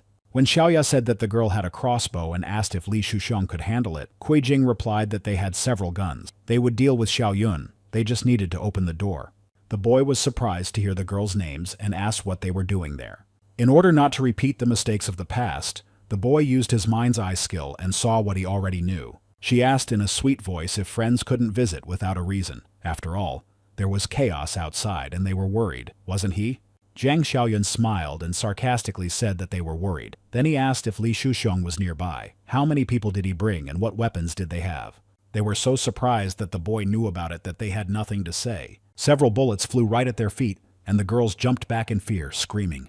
Qui Jing shouted that Jiang Xiaoyun had lost his mind or something. He almost shot her. Xiaoya told her sister not to provoke him because he had a gun, and it was pointed at them. But she asked in return why she should be afraid. Did she think he would shoot her? The boy laughed and said that shooting her would be too easy and nodded to the girls to look around. She shouted that they must be rabid. Xiaoya asked fearfully if the disease could be resurrected. Remembering what he and his friends had done to the girls in their past lives, Jiang Xiaoyun said that they would die by their hands. The girls somehow managed to avoid the clumsy zombies that began to rush at. Li Shuxiang looked out the window of his car when he heard someone shouting his name.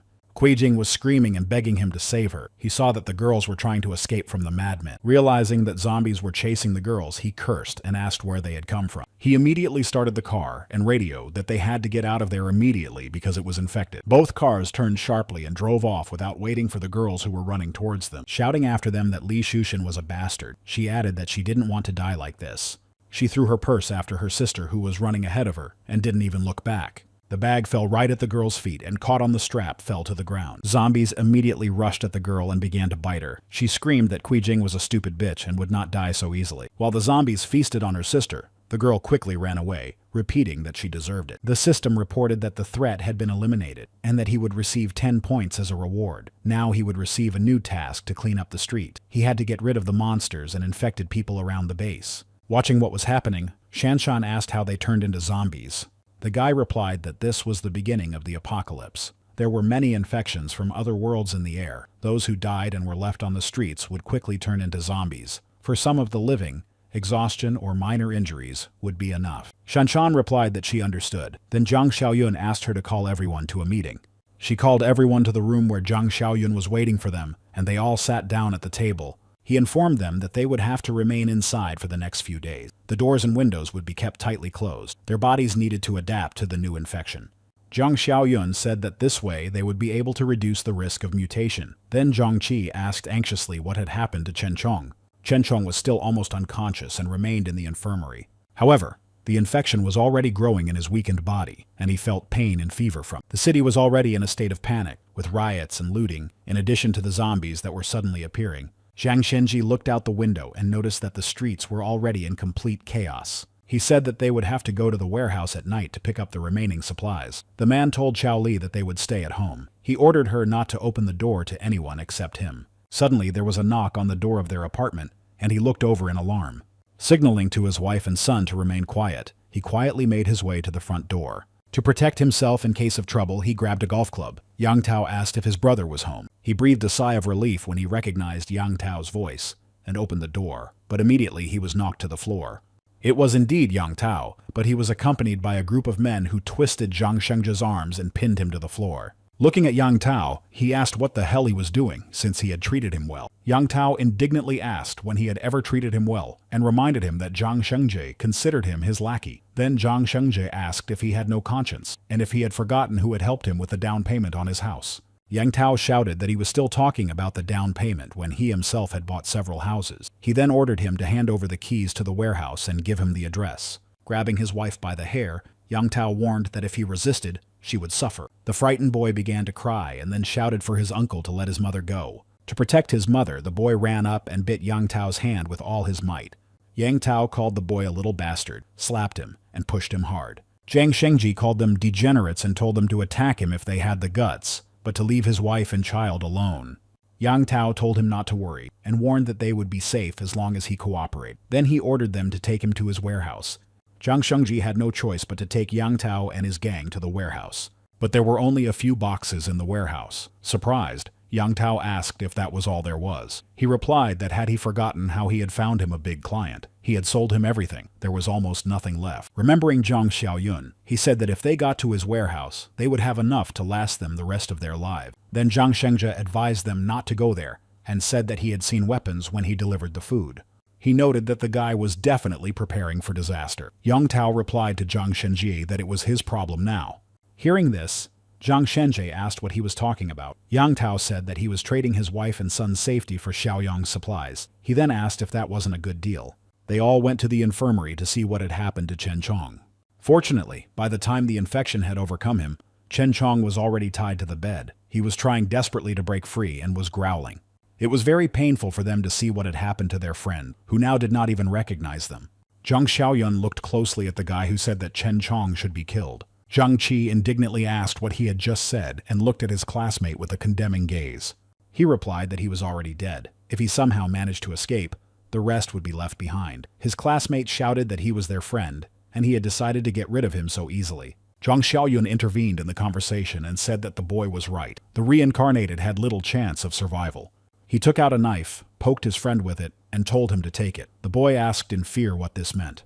Zhang Xiaoyun explained that he gave him the knife so that he could finish him off, and he wouldn't suffer. He then reminded the young man that he wanted a weapon. Now he could take it and put his friend out of his misery. Jian Chi approached them, grabbed the knife, and told Xiaoyun that he would do it himself. Jiang Xiaoyun asked if Jian Chi was sure. What if he had tricked them? Then he would kill his friend.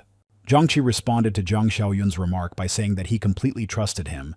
He was pleased to hear such words again from someone who had been his friend in a past life. Jiang Xiaoyun said that they should get down to business. With tears in his eyes, Jiang Chi swung his knife to finish off his classmate and friend.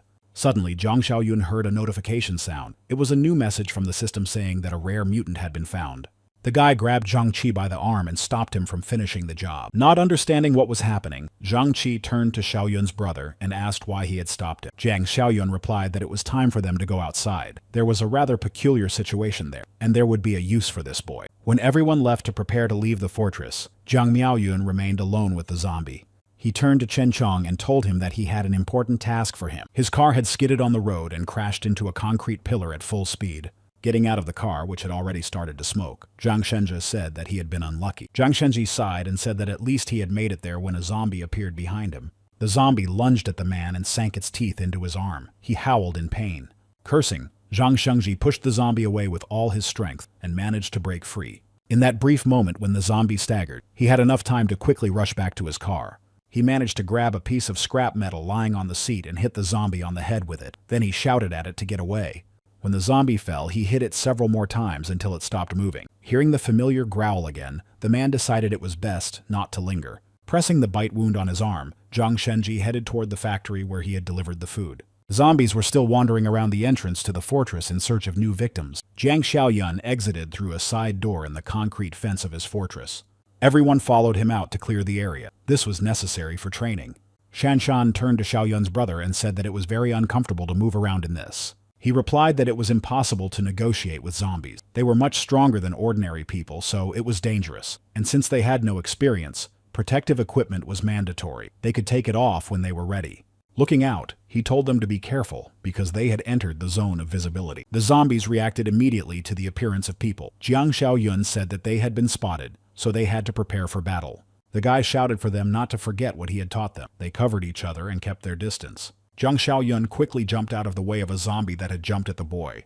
He shouted that their chance would come when the zombie missed. Then they should quickly aim for the temple, or the back of the neck. The guy ordered one of them to quickly hit the zombie. He swung and hit the zombie on the head with a machete, but it turned out that he didn't hurt the zombie much. Grabbing his arm, the guy shouted that it hurt. Jiang Xiaoyun shouted that the skull was very strong, so he would only damage his arm. Xiao Kai's movements were a perfect example of what not to do. The zombie growled and grabbed the boy's weapon. Xiao Kai felt that he was very strong. The attacker began to chatter his teeth, trying to grab the boy until he grabbed the machete blade. Xiao Kai shouted that someone should save him. Jiang Xiaoyun noticed that he was defending himself well. He then called out to Jiang Chi and told him that his friend needed help. Following Jiang Xiaoyun's orders, Jiang Chi instantly jumped towards his friend and swung the bat at the zombie. As Xiaoyun had explained, Jiang Chi tried to hit the zombie's neck with the bat to break it. The guys said that they were doing everything right, but one blow would not be enough, so they had to keep going. When the zombie stopped moving, Jiang Chi looked back at Xiaoyun and asked how they were doing. Smiling, the guy said that everything was fine. Watching the others, he forgot about his own safety and didn't notice the zombie approaching from behind.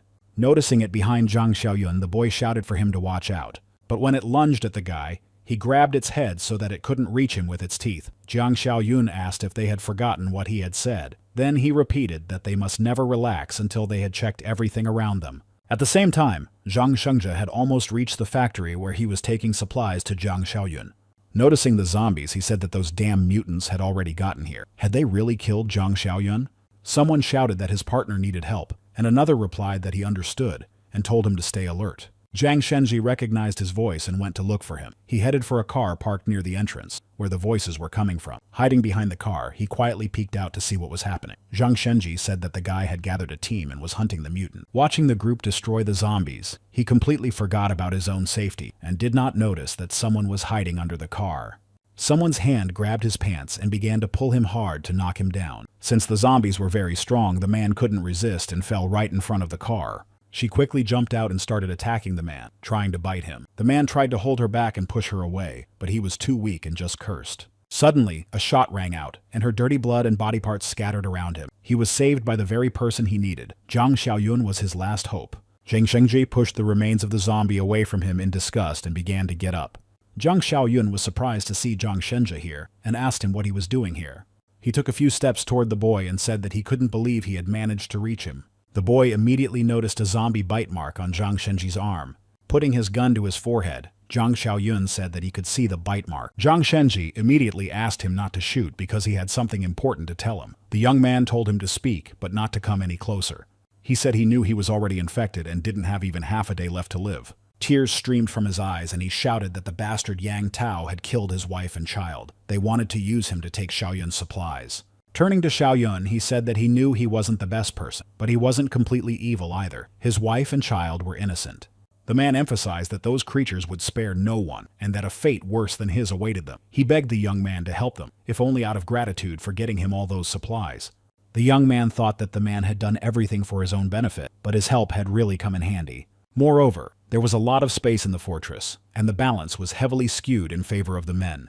Zhang Xiaoyun heard the sound of a system notification. He thought that if a new task had arrived, it must sound tempting. His new task was to rescue Shenji's wife and child. The young man replied not to worry and promised to take care of his family. The man immediately fell to his knees before him and bowed, saying that he would never be able to repay him in this life. Therefore, he would become his loyal servant in the next. After thanking Zhang Shengji, he asked Zhang Xiaoyun to finally do it. When the young man asked what he was talking about, Zhang Shengji asked him to finish him off. He did not want to turn into a monster who would threaten his family. Zhang Xiaoyun shouted to Shan to bring a bicycle from the warehouse. The boy told him to get out of there as far away from people as possible and find an isolated place. Zhang Shengji asked why he was doing this. The boy replied that it was none of his business, and, noting that there was little time, ordered him to do as he was told. Sighing, he said he would do as he was told and thanked Zhang Xiaoyun again. Taking his bike, he set off. Tears filled his eyes and he thought only of his wife and son. For their sake, he pedaled with all his might and tried to resist the disease that had almost conquered his body and mind. Finally, they dragged the bodies of all the zombies they found nearby and finished them off. They doused the pile of bodies with fuel and set it on fire to get rid of them for good. Zhang Xiaoyun said that they could handle a lone zombie with a group of 3 men armed with hand-to-hand weapons without getting injured, but they weren't ready to face a group or horde of zombies. Approaching the fortress gate, the guy told everyone to follow him. Once inside, the guy called Shenbo and asked him to come closer. Giving him the key, the guy said that it was for the weapons room and that he would go to the city at night. Therefore, the safety of the fortress was in his hands. Taking the key, Shenbo noticed that there must be chaos there and asked if he was going alone. Jian Chi and Xiao Kai immediately volunteered to go with him, but one of the boys remained silent and drew attention to this moment. Xiao Yun replied that it was not necessary. They were not ready yet and would only get in the way. He then told Shenbo that he was counting on it. The old man told him not to worry and wished him luck. On the way to the city of Jiang, Xiao Yun decided to look in the system store, but for some reason, it was empty. So he decided to update it manually, which cost him 2 points. After the update, new boxes appeared: Dark Technologies, Life-Saving, and Armed Deterrence. The system also reported that the next update would cost 4 points. The guy thought it would be better to be more careful with manual updates. After reviewing the offers, the guy noticed that the items were useful and he had enough points. He purchased Dark Technologies for 20 points. In the Dark Technologies box, he found a serum that increased physical strength by 5 points. The guy used it. Covering his eyes from the bright flash, the guy noticed that it was as if he had thrown a light noise at himself. After using the serum, his strength was at 13. That's 260% of the strength of an ordinary person. In addition, he had a spatial ring and the Eye of Mind. She tried to calm her little son, assuring him that his father would take care of everything. Yan Tao and another man entered the room where the woman and child were being held. The frightened woman asked the uninvited guests why they had come there. Grabbing her, Yang Tao asked her what she thought and told her that they had come there to have some fun. The woman started screaming when they tore her blouse and tried to break free.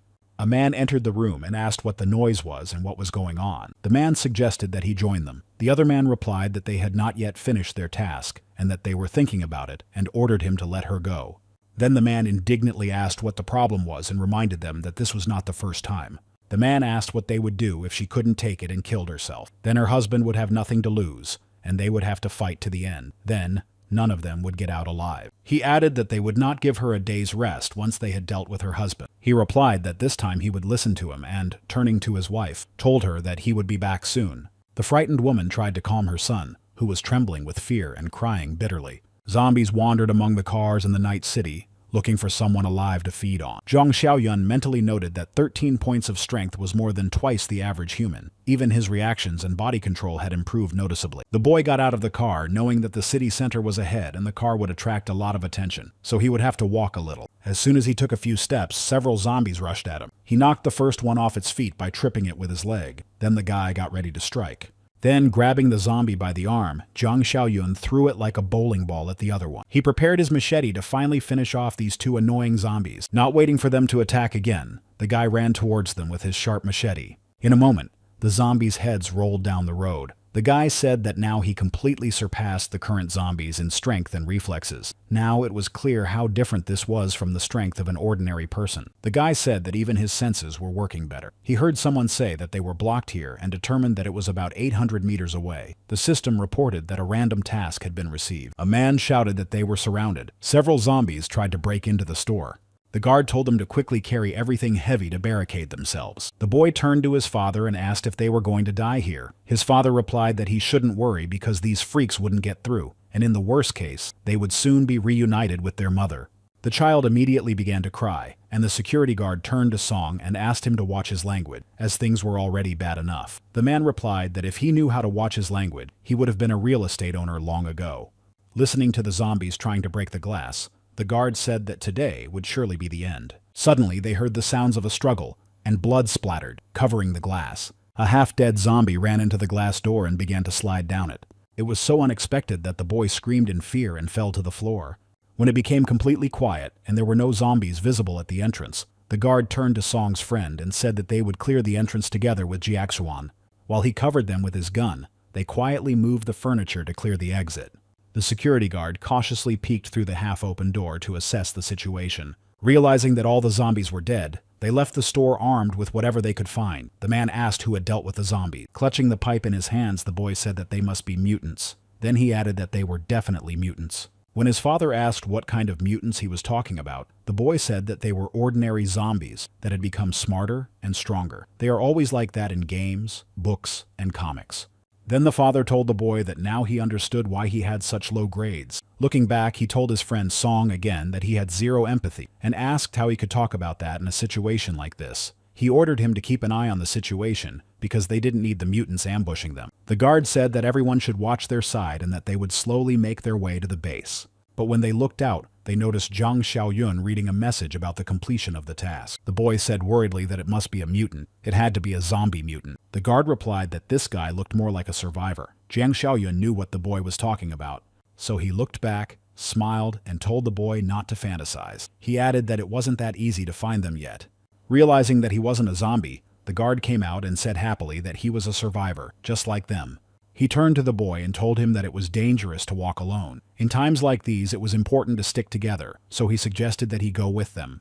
The boy asked who they were, and added that there were only a few people there. The guard replied that they had gone out for supplies. A small group of people gathered in the garden of Zhongxiang. Zhang Xiaoyun asked if this was the Zhongshan garden next to the Jinju mansion. The man confirmed it and said that it was across the street. The man suggested that he go with them, as there was strength in numbers. Moreover, Captain Li had weapons. He added that they had experience fighting these lunatics and would protect him. The young man thanked him for the offer and said he would join them.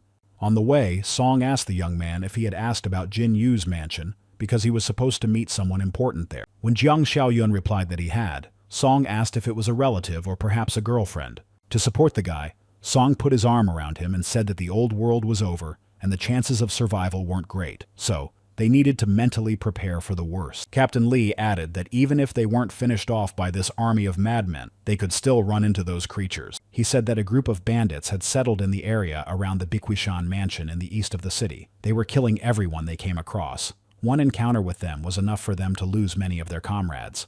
After that, Captain Li suggested not talking about it and just being more careful with those who had survived. Little Jiaxuan called out to Uncle Li and shouted that he was being attacked from behind. The zombie had almost reached the man when he turned around and pulled out his gun. He had no choice but to shoot the zombie that attacked him, so he fired 2 shots straight into its head and it fell down. Captain Li said that this was very bad. The sound of the gunshot attracted the attention of other zombies, and they would soon be here. He was right. The zombies reacted instantly to the sound of the shot and turned in that direction. They needed to find somewhere to hide, and after quickly scanning the area, Captain Li said he had found a place. He ordered everyone to run to the bus quickly. Jiang Xiaoyun thought that running in disorder could attract even more attention, so the bus was a good place to hide. The only downside was that there was nowhere to retreat from it. The boy said he would give this hasty decision a score of 70 points. Already at the bus door, Captain Lee shouted for the boy to hurry up. The boy quickly reached the bus, where they were already waiting impatiently for him. Captain Lee prepared to quickly close the door. As soon as the boy ran in, he instantly closed the door and shouted for them to check every seat to make sure no one was hiding underneath. Jiaxuan looked out the window and shouted that the zombies weren't giving up and were gathering around the bus. Captain Lee cursed and said that they were running too slowly, so the madmen had noticed where they were hiding. The zombies surrounded the bus and banged on it with their hands, trying to break the windows and break down the doors. The bus doors were broken and wouldn't close completely. Captain Lee held them with all his strength, but realized that he could barely hold them and wouldn't be able to keep it up for long. Jiang Xiaoyun approached the door, closed it with one hand, and held it shut. The captain wondered where the boy got such amazing strength. The boy said he would hold the door and prevent it from being opened. He then told the captain to ask the others to break the windows and fight back. Deciding to trust the boy, Captain Lee agreed and went to the others to inform them of the plan. The zombies immediately reacted to the sound of breaking glass and turned toward the broken bus window. They began to climb through the window to get into the bus. Fortunately, it was high, so they couldn't reach it. Leaning out of the window, Song hit one of them with a piece of rebar and cracked his head open. The man screamed for him to finally kill him. To prevent the man from falling out of the window and being dragged out, they held him by his clothes. After reloading his gun, Captain Lee said that there weren't enough bullets for everyone. Jiang Xiaoyun called out to him and said he could take it. The captain asked in surprise where the boy had gotten. Handing the crossbow to the captain, the boy said he had just picked it up on the street. While Song fought the zombies that had already approached the bus, Captain Lee shot the rest with the crossbow. When they had dealt with the zombies that had attacked the bus and there was no one else in sight, they immediately decided to leave. Little Jiaxuan exclaimed that the critical situation had ended in their favor twice. This was no coincidence. They were the children of the apocalypse. As they parted ways, Jiang Xiaoyun told them not to let their guard down and not to make such stupid mistakes again. Meanwhile, in the fortress, someone said they hoped everything was going smoothly for Xiaoyun. The boy asked Shenbo to let him stand guard that night. Xiao Kai asked his classmate where he got such enthusiasm, and he immediately shouted at him to stop talking nonsense and mind his own business. Then he asked Yimin what was wrong and why he was reacting so sharply to a simple question. Shenbo said that was fine. Since Yimin had volunteered, the rest should go to their rooms and rest. He asked Yimin to be careful and wake everyone up immediately if anything happened. Sitting on guard duty in the watchtower, the young man noticed that it was late and everyone should be asleep. Li Yimin said that it was better not to waste time and deal with everyone before Xiaoyun returned. The young man looked into Shenbo's room to take the key to the weapons store. He noticed that the key was lying next to his pillow. He quietly approached the old man's bed and thought he was fast asleep. He reached out to take the key. But as soon as his hand approached the key, old Shenbo opened his eyes. Shenbo quickly sat up and asked anxiously what he was doing. The young man cursed silently. The boy did not answer him but simply punched the old man in the temple with his fist. The old man shouted that he was a bastard and asked what he was going to do. Then he ordered him to return the key immediately. Hearing the shouting and noise, everyone peeked out of their rooms. Shan asked what was happening. Shenbo replied that the bastard Li Yimin had stolen the key to the weapons store and asked them to stop him. The old man shouted after Li Yimin, asking him what he was doing. Everyone immediately rushed after him. To delay them and gain some time, Li Yimin began to throw things and furniture in his path. His plan worked, and the overturned furniture became an obstacle to their rapid movement. Jian Chi shouted, calling Li Yimin a despicable bastard. On the way to the weapons warehouse, Li Yimin ran past the infirmary, and an idea came to him. A sly smile appeared on his face, and he said he would see it through to the end. The young man entered the infirmary where Chen Chong was chained to the bed and wanted to unfasten the restraints. But Chen Chong lunged at him and almost grabbed his hand. The boy asked why he was tied up so poorly. He noticed that one hand was already untied. He grunted and added that it was even better that way. It would save time. When they were almost at the infirmary, they noticed someone standing in the corridor. Jiang Chi said that Li Yimin, the bastard, had released Chen Chong from quarantine. He wants to finish them off. Shenbo said that he had no idea that this kid could be like that. Shan asked what they should do since all their weapons were there. The old man replied that they would try and lock him back in. He told the boys to spread out and use the methods Xiaoyun had taught them, but they had to be careful not to get bitten. They tried to approach quietly and carefully so as not to attract the attention of the zombies. They managed to sneak up behind him, and Jiang Chi grabbed Chen Chong by the neck and head. Shan and Xiao Kai grabbed Chen Chong's arms so he couldn't use them. When they grabbed him, Shenbo told them to push him very carefully into the infirmary and lock him in.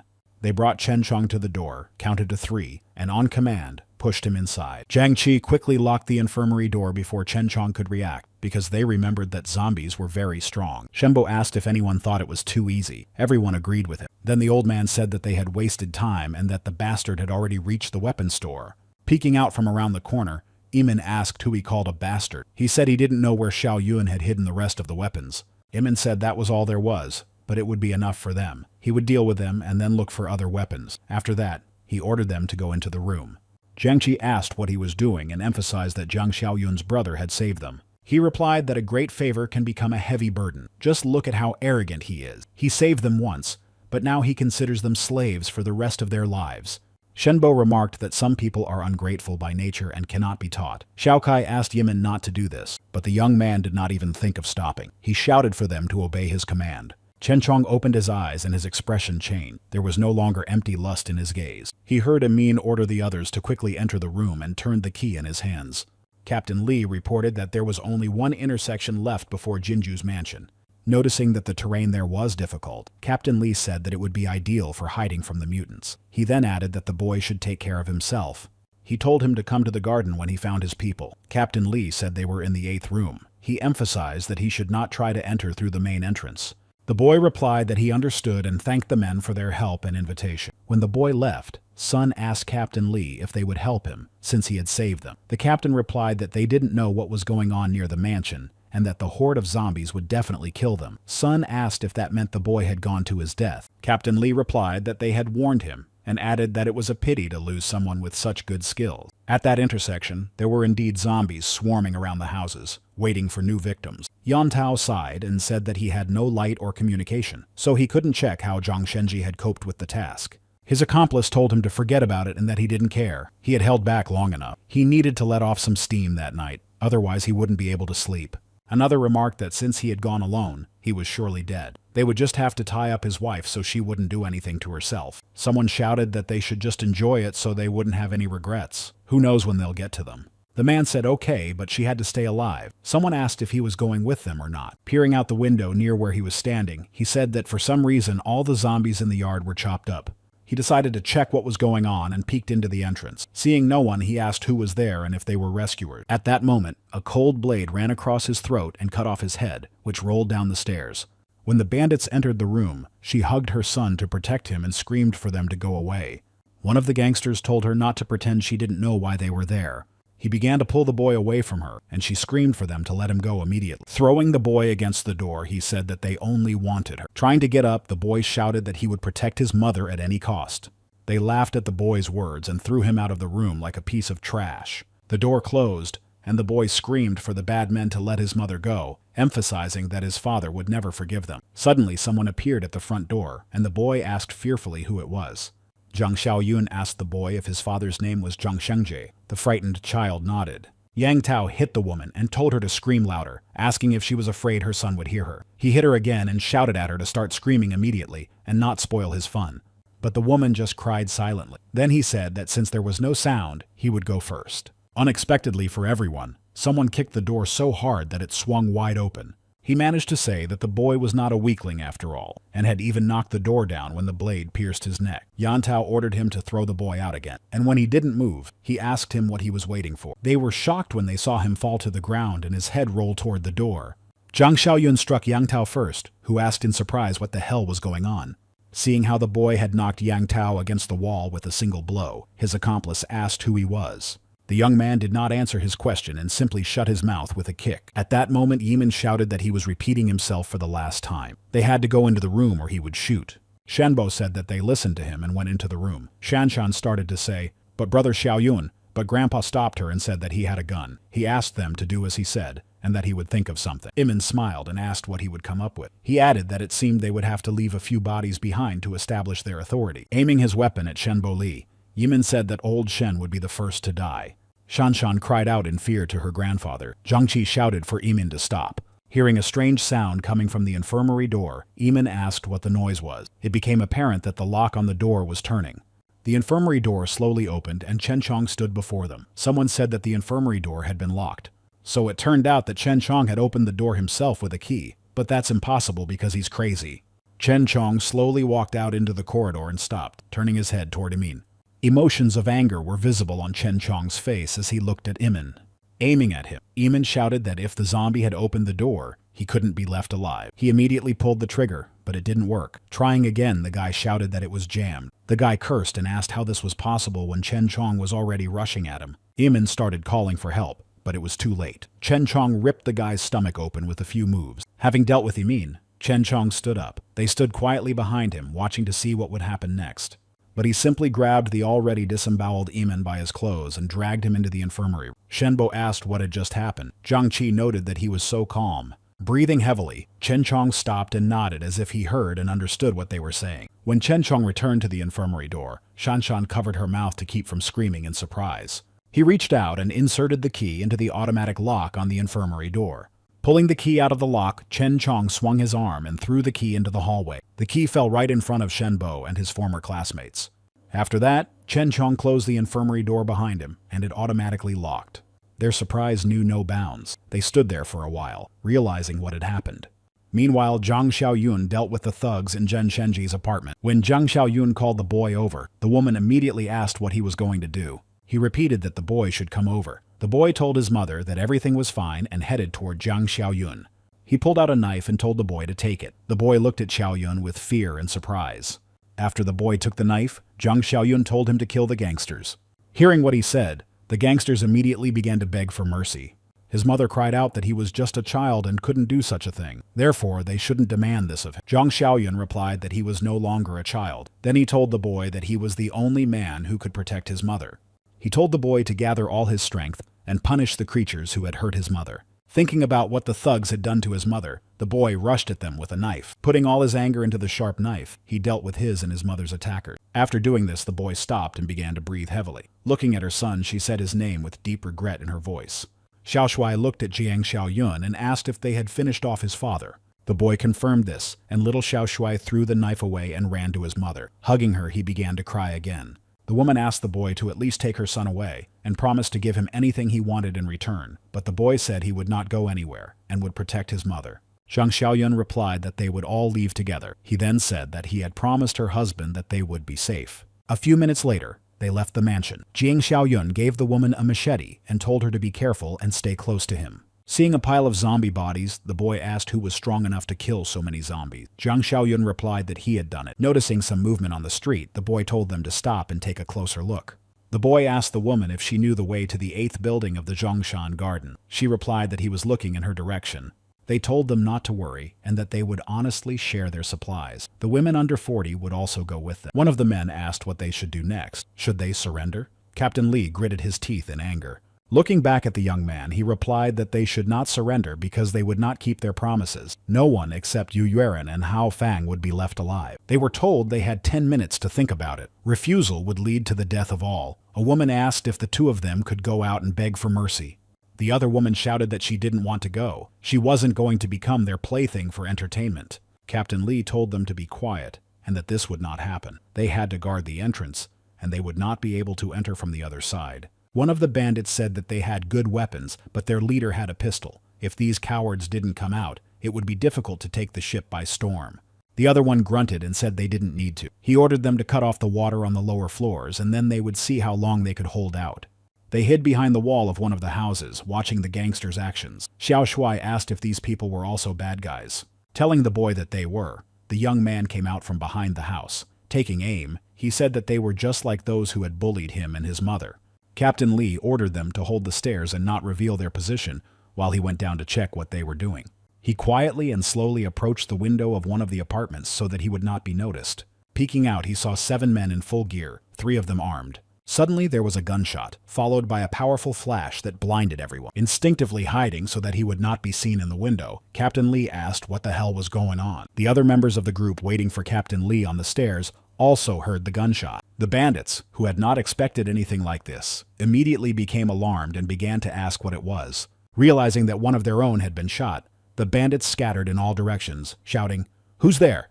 Captain Li quietly peeked out the window again to see what was happening. Looking closely, he said that it was the same guy who had saved them that night. Zhang Xiaoyun started shooting at the gangsters. They immediately began to hide from his bullets. One of the bandits did not manage to hide in time and was hit by a bullet and began to fall. The rest of the gangsters found some cover and started shooting back, but none of the bullets fired by the gangsters hit the young man, simply piercing the ground at his feet. The gang leader cursed and gritted his teeth in anger. He angrily asked where this guy with a gun had come from. Hearing where the bandit was hiding, Jiang Xiaoyun began shooting at his hiding place.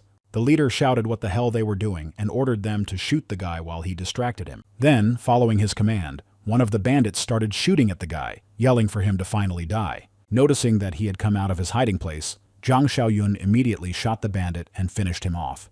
Hearing that it had become quiet, the gang leader joyfully asked if the fool had run out of bullets. Jumping out of his hiding place, the gang leader aimed to shoot the boy. But he did not expect the boy to appear right in front of him and froze for a moment. Telling the boy to go to hell, the gang leader fired, but thanks to his quick reaction, the boy dodged the bullet. Then he instantly and skillfully broke the bandit's arm, which was holding the gun. Pointing the gun at him, the young man replied that now it was the gang leader's turn to go to hell and shot him. Taking the leader's gun with him, the young man entered the building. There, gang members who had managed to hide were already lying in wait. As soon as the young man took a few steps, the bandits immediately rushed to attack him. Within seconds, the sound of gunshots rang out. When it was all over, the young man told them they could come out. Little Xiao Shui ran up to him and said that Uncle Xiaoyun looked so cool. The system informed him that he had received another task. He needed to recruit those who had escaped in the Zhongxiang garden. Zhang Xiaoyun asked who these bandits were. Captain Li replied that they were the bastards from the Baquan villas. They were in the south of the city. Captain Li called the boys Liu Chao and Chen Jie and asked them to tell Xiaoyun everything. At the same time, the captain reported that the two had escaped. The boys said that it was an armed and clever gang. They had settled in the Bikushan villas and gathered almost all the survivors from the south. He remembered that in his past life there was a settlement in the south of the city where Li Shuxiong and Qui Jing came from. Could it be them? Zhang Xiaoyun asked if this was the only settlement in the south of the city. He replied that it wasn't exactly. There used to be other smaller ones, but they had little chance against an armed gang and were captured. Another added that they were monsters. They had killed most of the people indiscriminately. They had taken only the beautiful women, children, and those who wanted to join them. Hearing this, Zhang Xiaoyong said that it was definitely them. Then Captain Li asked in surprise who. The young man did not answer but pointed to the bodies of the bandits and said that the three of them had weapons. He advised searching them for spare ammunition or anything useful. He told the captain to take his rifle as well, adding that they would have 5 magazines. Impressed by the boy's generosity, Captain Li asked if he was serious about giving everything away. Zhang Xiaoyun replied that the Bikushan gang would not be ignored. With these weapons, they could fight off a dozen men. He asked them to hold out for a few days. In the meantime, he would return home to prepare and deal with them. The young man asked in surprise if he was going to deal with them, and pointed out that they didn't stand a chance. They couldn't defeat them. There were dozens of people in that gang, maybe even more. Captain Li agreed and emphasized that it wasn't worth the risk. He added that it would be better for them to find another place. They would move a few kilometers away, and the gang wouldn't search the entire city. But Jiang Xiaoyun told them not to worry, and said that he had a personal score to settle with them. He said that in a few days, he would return with a large vehicle and take them all to the east. To the captain's surprise, the young man said that not far from the old tea plantation was his fortress, which needed people. Taking Zhang Shenji's family with him, the young man said goodbye and told them to take care of themselves until his return. At the main estate of the Bikushan gang, they gathered to discuss current issues. The gang leader asked if they had yet sorted out the supplies from Jinyu's mansion. Li Shuxiong replied to Wen's question that people had already been sent there and would return soon. Another said that only rich people lived there. They could find various valuable items there. Maybe there would be something interesting. Therefore, it was better not to think only about supplies. He then asked Xiao Li if he agreed. The man replied that he and his brother Akai were on the same wavelength and said that he had asked them to bring back all the survivors. Wen turned to Xiao Li and asked if he understood that he had not yet completed any of his tasks. He replied that Brother Wen shouldn't worry and promised that he would do everything right. Leaving the house, he sighed heavily. Noticing that he was in a bad mood, the man asked Brother Li if he was okay. Li Shuxiong did not answer, but only asked if the boys had returned. He replied that he had sent some men on reconnaissance an hour ago and had bad news. Hearing the report, he asked how they could have killed everyone, since there were only ordinary residents in Zhongshan's garden. How could they have died with only 3 weapons? He ordered Taozi to gather everyone who could hold a weapon. He shouted that this time he could not lose. Before dawn, Jiang Xiaoyun's car pulled up to the gates of his fortress. Shan exclaimed that it was the sound of a car, meaning that Xiaoyun's brother had returned. Upon entering the territory, he received a notification from the system that the task of taking responsibility for Zheng Shenji's wife and son had been completed. For completing the task, he would receive 25 points. Coming out to meet him, Shan happily exclaimed that her brother Xiaoyun had returned. Looking at those who had come to meet him, the young man smiled and said that it turned out to be Li Yimin. They were very surprised to hear this from Xiaoyun. Shan said that it turned out he had known everything from the beginning. The boy asked Jian Chi to take the woman and child to their room and said that they were all going to meet at the infirmary. When they met at the infirmary, Shenbo asked if he had known from the beginning that Li Yimin was up to something bad. Picking up his weapon from the floor, Zhang Xiaoyun replied that, to be honest, he wasn't sure. Then he corrected himself and said that he wasn't sure it was him, but he knew one thing for sure. Saying that there was a traitor among Jiang Chi's friends, he handed him the weapon he had picked up. Taking out the magazine with the bullets, Jiang Chi said in surprise that they were rubber bullets. Glancing at the door, Shenbo asked what was going on with the guy in the infirmary. Reminding him that his name was Chen Chong, the guy said that he had become a pretty rare mutant. He said that when he was left alone with him in the infirmary, he told him that if he understood him, he should blink 3 times. He blinked 3 times. Then, to make sure he could think, Zhang Xiaoyong asked him to blink to answer how much 2 multiplied by 3 would be. He answered again by blinking. The young man said that those infected with the alien virus had a slim chance of becoming rare mutants. They usually have a higher level of intelligence than ordinary zombies. Some can even retain fragments of their memories. Opening the door, Zhang Xiaoyun said that Chen Chong was lucky, rare among the rare. Noticing them, Chen Chong waved in greeting. He was still holding the traitor Li Yimin on the floor. Zhang Xiaoyun said that it was enough to hold him and gave permission to finally finish off the traitor. With Zhang Xiaoyun's permission, Chen Chong dragged the traitor out of the infirmary room into the corridor. Turning to Chen Chong's friend, Jiang Chi asked if he remembered him. Chen Chong stopped, looked back at the guy, and growled in response. Then he made a sharp lunge to grab the guy, but he jumped back and asked what the hell was going on. Noticing a slight smile on Chen Chong's face, the guy shouted that he remembered him. He had become a zombie but still couldn't control his hands. The system reported a hidden achievement, a mutant companion, for which he received 10 points. As a result, he now had 46 points. The guy decided to check the store. There was a life-saving box for 5 points.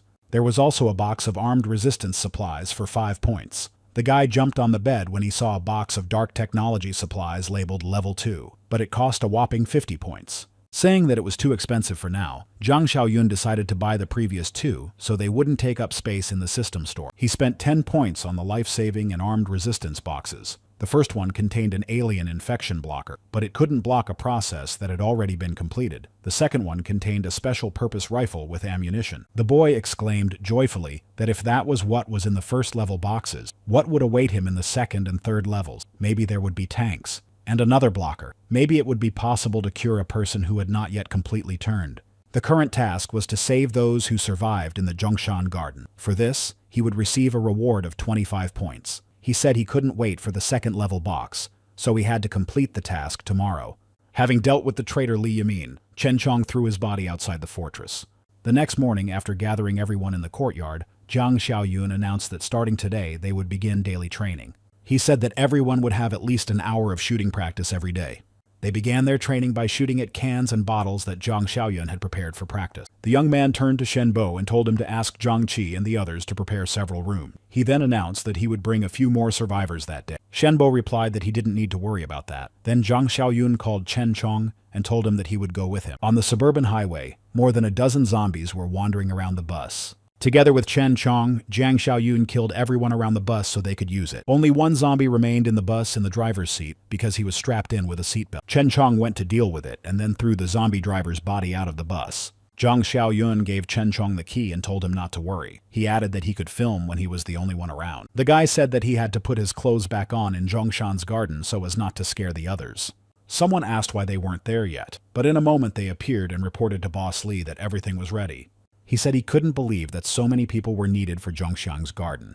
When everyone was loaded into the back of the car, Li Shuxiong threw his cigarette out the window and drove off abruptly. As they drove into the city, zombies constantly appeared on their way, wandering the streets. They simply ran them over with the bus at full speed so as not to waste time. The bus maneuvered at high speed between abandoned cars on the road. The car pulled up to the 8th building and slammed on the brakes near the entrance. Their group had just sat down to eat when they heard the sound of a car engine. Hearing the sound, the boy said that it must be Uncle Xiaoyun coming back for them. Captain Li told them to stay quiet while he went to check who it was. He quietly approached the window and leaned out a little to see what was happening in the courtyard. They were ordered to prepare their weapons. The bandits asked which buildings they were hiding in. He replied that they were in the 8th building behind them, and then ordered them to go. Seeing the bandits, Captain Li said, "Damn it, it's not him. It's those bandits again. Sun said that those idiots never learn anything from life. Then one of the guys suggested that they should take them out since they now had weapons. Captain Lee replied that they shouldn't get involved. This time there were more of them, and they were all armed. They had to stick to the ambush plan. He then said that he would go to the roof.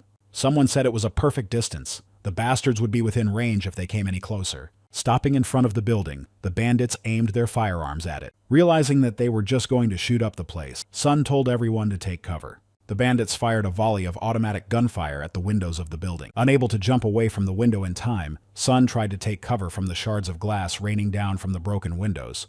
Li Shushan said to give him a megaphone, and ordered to shoot the heads that appeared.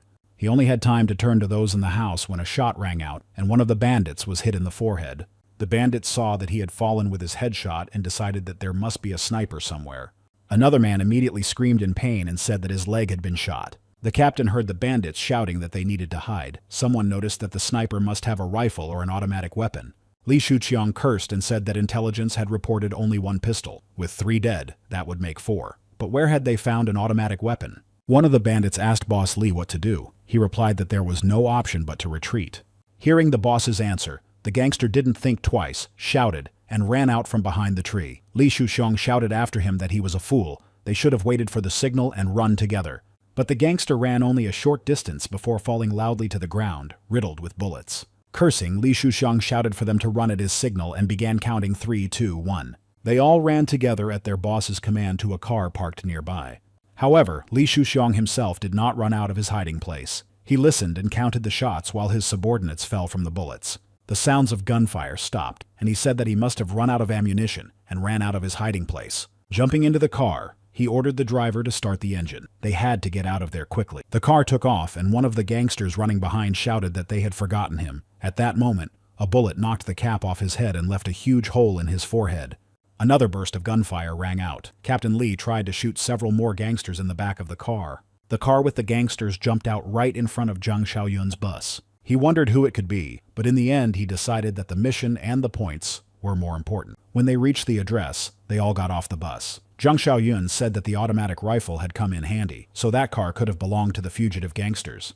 Looking at the still warm bodies, Chen Chong's mouth watered, and he began to growl as if trying to say something. Zhang Xiaoyun asked Chen Chong if he was hungry, and he growled in response. Then the guy said he could eat and added that it was better not to leave the food for the other zombies. Looking at the boy lying in a pool of blood, Chen Chong's mouth watered. Leaving him with his lunch, Zhang Xiaoyong told him to find him near the 8th house when he was done. Chen Chong growled contentedly, tearing off pieces of flesh and throwing them back with relish. Walking toward the building, he passed several bodies and said that these bandits didn't care about their victims at all. Hearing the voice, the boy peeked out the window and shouted that this time it was Uncle Xiaoyong. Hearing that it was him, they all rushed to the window and started waving at Xiaoyun. They went out to meet him, and Zhang Xiaoyun noticed that they had managed to fight off the bandit. Captain Li replied that of course they had, and that it was all thanks to his rifle. He also mentioned that he used to be an infantry sniper. Suddenly, there was a frenzied growling sound. The people asked in fear what the noise was. They saw a zombie running towards them. Captain Li grabbed his rifle and shouted for everyone to take cover. Lowering his weapon, Zhang Xiaoyun told them to calm down because it was with him. Looking at the zombie that had stopped abruptly, Captain Li asked what he meant by "with him." Pointing to the fresh corpses, Zhang Xiaoyun said that there were still people there and that he could eat. The zombie growled in response and headed toward the bodies. Captain Li asked what was going on and if the boy could talk to them. The boy replied that this was a special case, and everything was very confusing. He told them to get on the bus and said he would explain everything on the way. Jiang Xiaoyun told Chen Chong to hurry up and then get on the bus. He signaled that he understood. After finishing his snack, Chen Chong put his muzzle back on, as Jiang Xiaoyun had asked him to do earlier. Chen Chong approached the bus, where everyone was waiting to leave. The boy shouted anxiously, asking why the hell he had put the muzzle on himself. Jiang Xiaoyun told him not to talk about the muzzle in front of him, or he would hit him. The boy shouted that it was cool. Then Xiaoyun said that he could talk about it. The bus swayed and dipped slightly when Chen Chong put one foot inside. Captain Li asked in surprise if the bus had tilted and sunk, or if it was just his imagination. Giving the key to Xiaoyun, Chen Chong repeated the word key several times, but it sounded like "Kyuch." The guy asked Chen Chong if he could speak. Chen Chong repeated the word "Kyuch" again. He thought that Chen Chong had begun to evolve after eating 6 bodies. They needed to return quickly and earn points to remain the strongest in the fortress. After telling everyone to hold on tight, the boy announced that they were going back. He added to himself that it was now hard to believe that Chen Chong was a zombie. The man asked what he had told them. That idiot couldn't complete a single task. He replied that it wasn't his fault. Those people had automatic weapons, and they didn't expect that. Wen said that was nonsense and asked where a simple cop got a rifle. Did he think he was stupid? Li Shusheng shouted that it was true and that he could send someone to check. Without listening to his excuses, he simply kicked Li Shusheng, who immediately fell down. When Li Shusheng left, the man said that he had been annoyed by him for a long time. Running his finger across his throat to show his intent, he said that since he had only brought them expenses, he could finish him off. Then the man said that he could just say that he wanted to take his woman away. He smiled and told Boss Shu not to talk nonsense. He emphasized that they could share her as a common property. Wen told him not to rush. First, he would choose the right moment. Returning to his home, Li Shusheng began to curse and throw things around. Qui Jing approached him and asked her beloved to calm down. Then she asked what had happened. He replied that she should quickly pack her things because they were leaving. When she asked where they were going, Li Shusheng replied that this place was no longer safe and they needed to think ahead. He called Qingzi, who immediately appeared and asked if he needed anything. Li Shusheng ordered him to gather the people because they would be leaving at midnight. They met the bus carrying Zhang Xiaoyun in the courtyard near the gate. Running out of the bus, the boy exclaimed with excitement that it was a real fortress at the end of the world.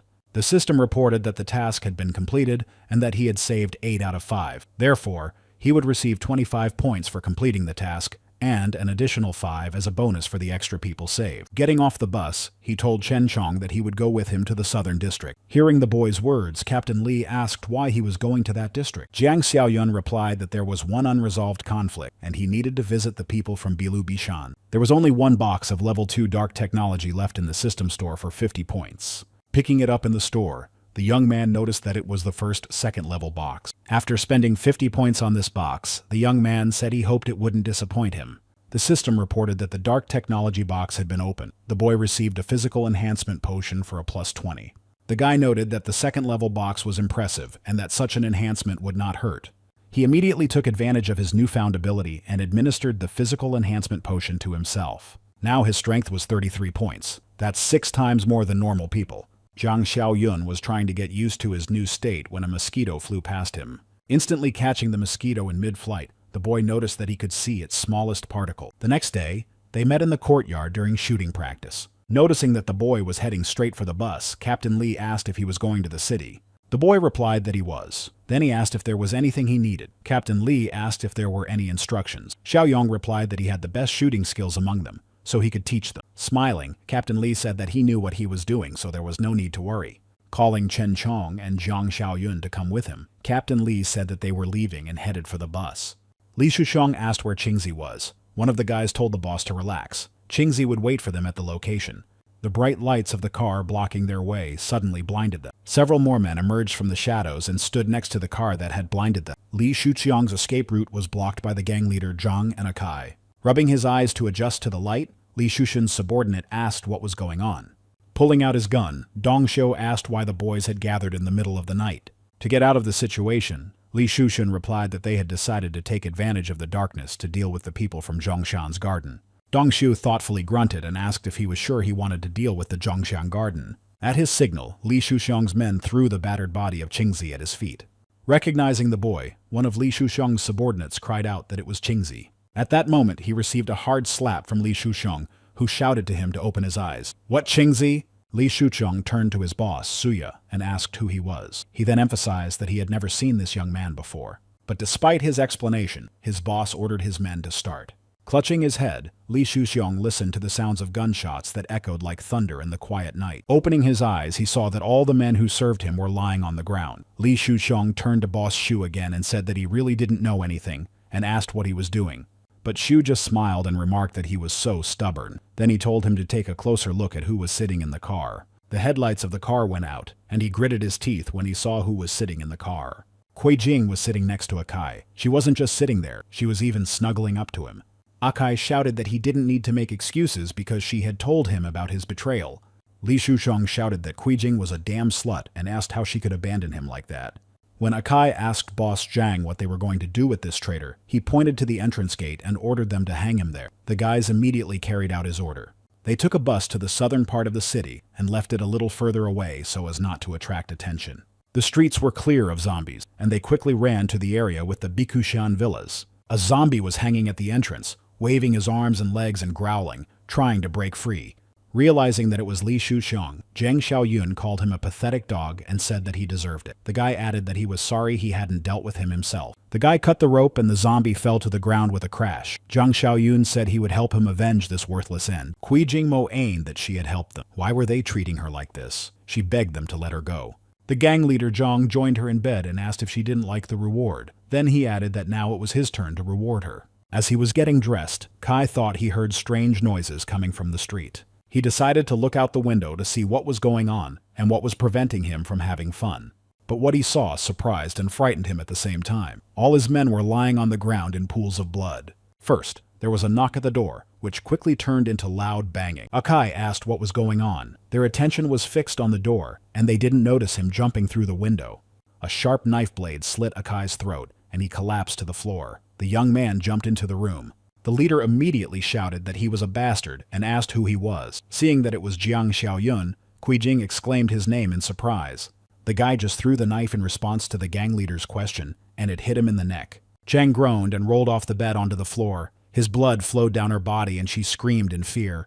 Turning to Jiang Xiaoyun, Qui Jing asked him where he had come from and what he wanted. In response to her question, the guy smiled mockingly and asked if they were having fun here. Grabbing the doorknob, the guy said he wanted to see how the idiot Li Shuxiang would react to her in this state. He opened the door and the zombie Li Shuxiang burst into the room with a loud growl. He immediately rushed at her, and she screamed that she had made a big mistake and begged Xiaoyun to save her. But the guy just left the room and locked the door behind him. He noted that everyone got what they deserved. Pointing to the bodies of the bandits they had killed on the way here, Zhang Xiaoyun told Chen Chong that he could eat them. Approaching one of the bodies, Chen Chong slowly said that he could eat at least one. The guy knew that the gang was holding many hostages, so he listened carefully to the sounds with his enhanced hearing. Several people were sitting in a room shaking with fear and cold. The cook was already heading towards the room with the unfortunate people, carrying a large cleaver. The bandit pulled the girl and said that she had thin skin and must be tender young meat. The cook glanced at her and said that she was too skinny and not suitable. Looking at the people in the crowd, he noticed a chubby boy and said he would take him. The boy's mother begged the cook to let her child go, but he ignored her and dragged the boy away. She grabbed the cook's arm, begging him to leave her son, and he hit her with all his might. In tears, the woman begged the other captives to help her save her son, but they all lowered their heads. Hearing the sound of gunshots, everyone froze and looked in the direction of the sound. The cook said it sounded like a shotgun and asked if anyone else had one left. They replied that there was only one left and it belonged to the boss. The frightened boy immediately rushed into the arms of his crying mother, and she asked if her little Zai Zai was okay. The door slowly opened and everyone froze, waiting to see what would happen next. Nothing happened for a few seconds, and the cook ordered the gangster to go and check everything quickly. The gangster cautiously and quietly approached the door and then gently pushed it open. A hand suddenly appeared in the open door and grabbed the gangster by the neck. He managed to scream in fear and was quickly pulled through the open door. The cook shouted that a zombie had pulled him out and ordered the gangsters to shoot in that direction immediately. Obeying his command, the bandits began shooting at the door where their accomplice had disappeared. Then the cook pointed to the window and said that he was there and they should shoot there. At full speed, Chen Chong jumped through the window, breaking the boards that had been nailed to it with his body. In one leap, Chen Chong reached the cook and broke his neck. Landing behind the bandits, he immediately rushed to attack them. None of them had time to even fire a shot.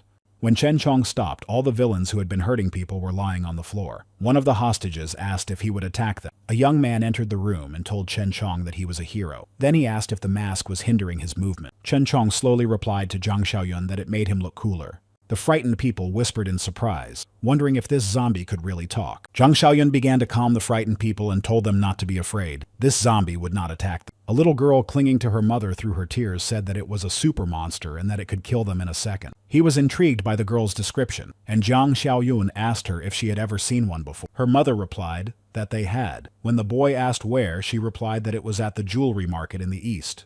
The boy said that it happened so quickly, and he thought it would take a month or even two, and it was not far from the old tea town. Hearing what they were talking about and Zhang Xiaoyun's comment, Chen Chong asked what he was talking about. The young man said that it was about another rare mutant. He said that their level of rationality and hunting efficiency differed from that of ordinary zombies, but mutations are often unstable, so they become strange and dangerous. Chen Chong said that he could do it too. Zhang Xiaoyun replied that he shouldn't worry because he was lucky, and he wouldn't let him lose his mind. Zhang Xiaoyun asked the people if that was everyone who had survived from the villas. They replied that many people were trapped in the sales office, and that there might still be survivors in the basement. They decided to go down to the basement first. Zhang Xiaoyun led the way with Chen Chong. When they opened the basement door, even Chen Chong was shocked by what he saw. Looking at the pile of remains and human limbs scattered around the basement, the young man said that they had been catching and killing the survivors every day. He noted that this was probably why there were no other camps left in the southern part of the city. The boy asked how they could have killed so many people. He asked if they were going to eat them. The man said that the bandits regularly took meat from here, and they didn't know how many there were. Zhang Xiaoyun thought he could imagine the approximate number, but they couldn't have eaten that many. Maybe they fed them to the zombies. He asked him to tell him about the sales office. He was shocked to hear that people were first taken there and then brought here to be slaughtered. The sales office was located about 1 kilometer away, near the south gate. The system announced the start of a series of tasks called Beggar's Utopia. The task was to increase the number of people in his community as much as possible. 2 bandits were standing guard near the sales office. One asked if he had heard gunshots near the north gate. The other replied that he had heard them, but that they were using people as targets. Chen Chong landed behind them and immediately dealt with the guards. In the room, there were several young women locked up, whom the bandits were using for their pleasure. Hearing the noise and footsteps, a woman told them to give them anything they wanted, but not to let them in. Someone stopped right in front of their door and grabbed the door handle. The frightened woman prayed that no one would come in. She repeated this over and over again.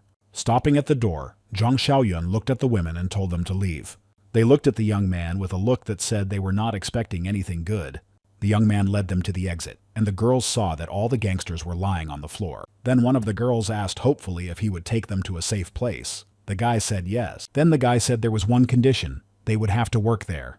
When everyone said they were ready to work, Zhang Xiaoyun said that there was no time to waste and that it was time to leave. All those who had been rescued got on the bus, and they quickly drove off in the direction of the young man's fortress. The young man stopped the bus at the gates of his fortress, and everyone began to get off the bus. Shan happily exclaimed that Xiaoyun was finally back and said she would go open the gate for him. Jian Chi told her to wait because he wasn't trying to drive in, so he was up to something. Zhang Xiaoyun said that it was their fortress, but he couldn't let them in.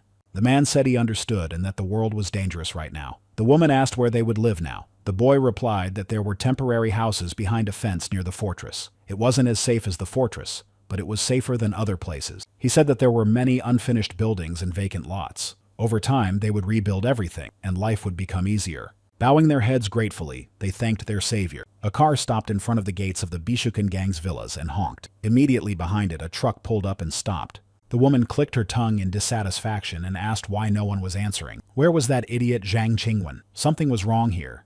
Deciding to check where he had gone, she immediately headed for his house. Opening the door, she saw that her former accomplices had turned into zombies.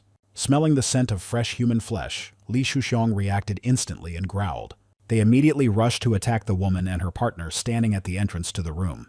The woman grabbed Li Shuxiong and slammed his head against the wall with all her might. She dealt with her former companions with a few swings of her knife. Then she picked up someone's t-shirt from the floor and began to wipe her bloody knife.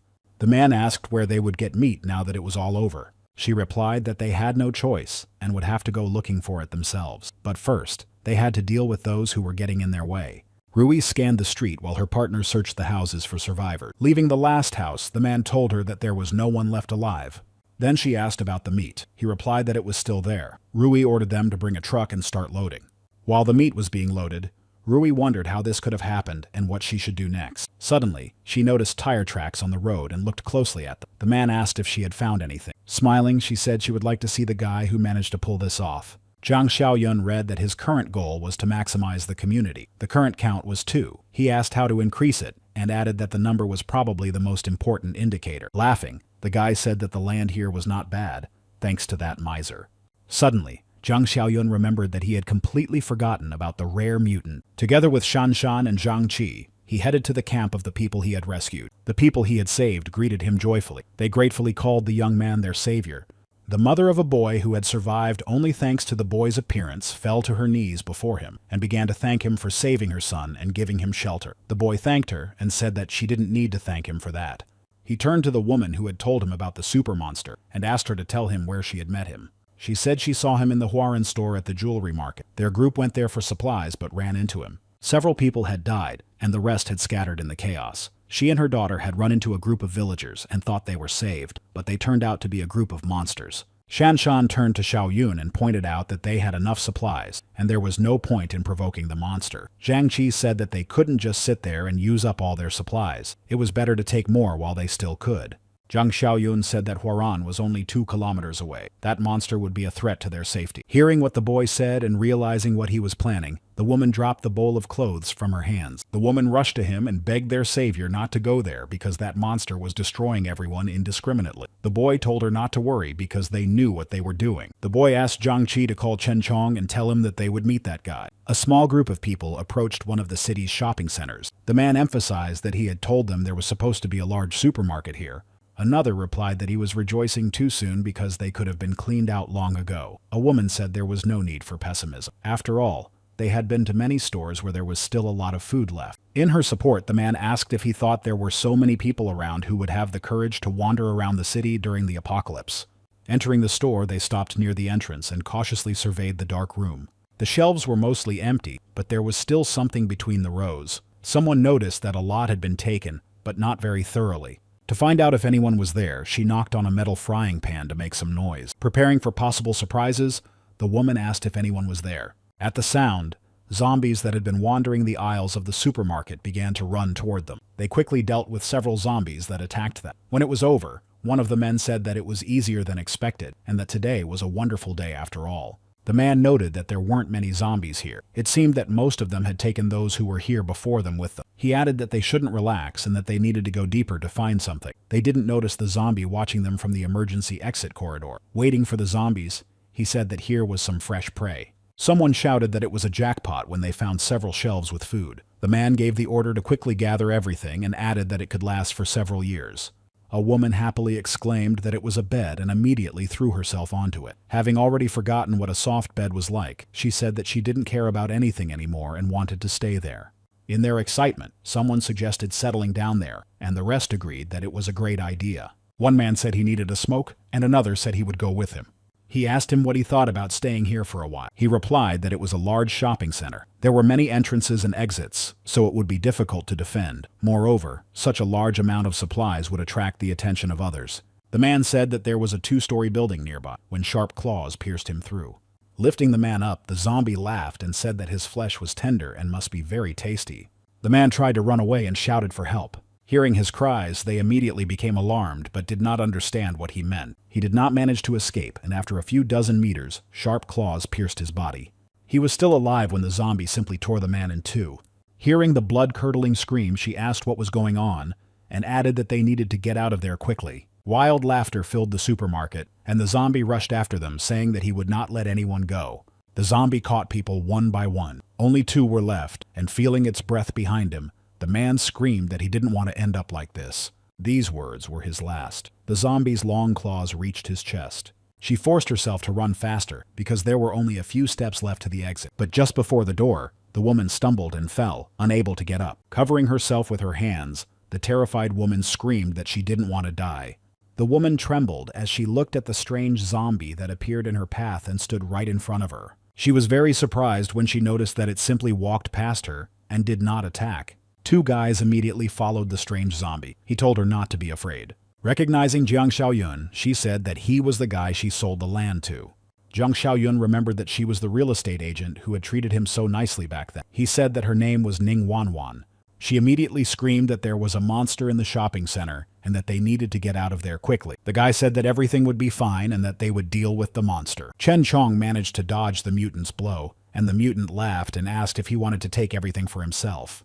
Jiang Xiaoyun asked Chen Chong if he could handle it alone. He replied that he would try. Preparing for battle, the mutant said that this was the first time he had seen someone like him, and that it was so much fun. Immediately after these words, he jumped forward, aiming to attack Chen Chong. Chen Chong managed to avoid a direct blow from above. Thanks to his quick reaction, he managed to dodge. Laughing, the mutant said that he was curious to see how his evolution would accelerate if he ate him. Completely unexpected such a quick reaction, the monster missed Chen Chong's blow. Lifting his head, which had broken through the floor, the mutant laughed again and remarked that Chen Chong was strong. At that moment, Chen Chong swung his leg to deliver another blow, but the mutant noticed it. Chen Chong kicked so hard that the floor began to shatter into pieces. When he realized that Chen Chong was no longer there, he looked up and saw that he was already clinging to the ceiling. Gargling, the mutant said that he could finally use the strength he had accumulated. With a disgusting laugh, he jumped from the ceiling straight at Chen Chong, but Chen Chong jumped back again. He had no choice but to defend himself and dodge, because the monster was clearly stronger than him. Jian Chi shouted that he was losing and asked why the monster was so strong. Xiaoyun replied that they had not come for nothing. He would become invincible if they waited a little longer. The boy decided to use the machine gun, and it began to appear in his hand. The woman cried out, asking where the hell the machine gun had come from. Taking aim, Zhang Xiaoyun told Chong that he would stop teasing him if he held the monster for a few seconds. Chong immediately tried to comply with the boy's request and grabbed the mutant by the arms. The monster called Chong a freak and ordered him to let go. Zhang Xiaoyun hit the mutant right in the head with his first shot, and he staggered.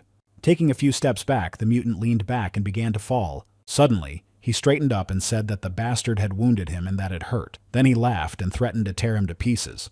Then Zhang Xiaoyun began to shoot the mutant non-stop with his automatic rifle. Even after receiving several bullets that tore his body to pieces, the mutant continued to laugh. Finally, he fell, but he was still making some kind of incomprehensible sound, either laughter or a roar. Jian Chi asked if he was finally dead.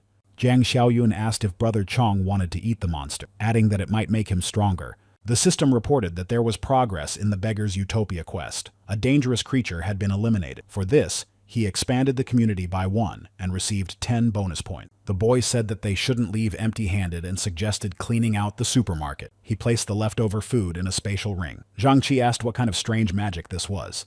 Looking at the bodies, he said that they would turn into zombies if they left them like that. Then he asked if Chen Chong was still hungry. She ordered him to stop, and the car slammed on the brakes on the road near the Xiaoyun fortress. The man surveyed the area through binoculars, and she asked him what he thought.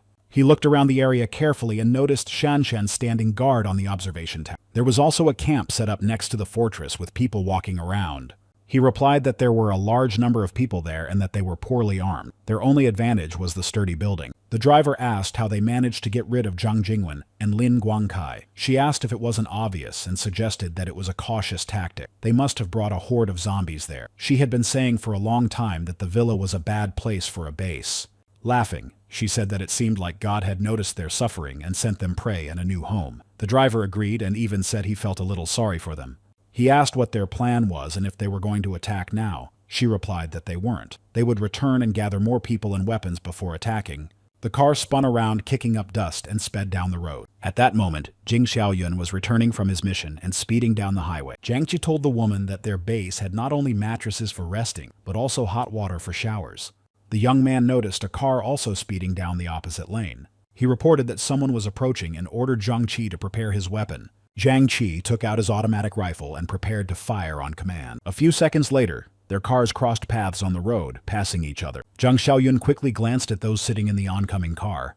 She also glanced at the person who was driving so boldly along the road leading out of the city. The system immediately reported a new task called Hunter of Bad Guys. He had to repel the attack. As a reward for completing the task, he would receive 50 points. The young man thought that repelling the attack probably meant those people he had just passed. The rest of the way, the boy rode in thought about the upcoming attack and his plan to repel it. As soon as they returned, he immediately climbed the observation tower and asked Shan if she had seen any strangers there. She replied that a car had driven by in the distance but had not approached. Shan said she thought it was him returning and asked if something had happened. He asked her to tell Shenbo and Lao Li to gather everyone and informed them that he had an important announcement to make. When they caught the signal, they stopped to listen to the message again. The message said that they were waiting for the survivors at the gathering place at the coal plant in the southern suburbs. Looking around the coal factory, the man said it must be somewhere here. The man shouted that there was a car, and that there must be other survivors inside.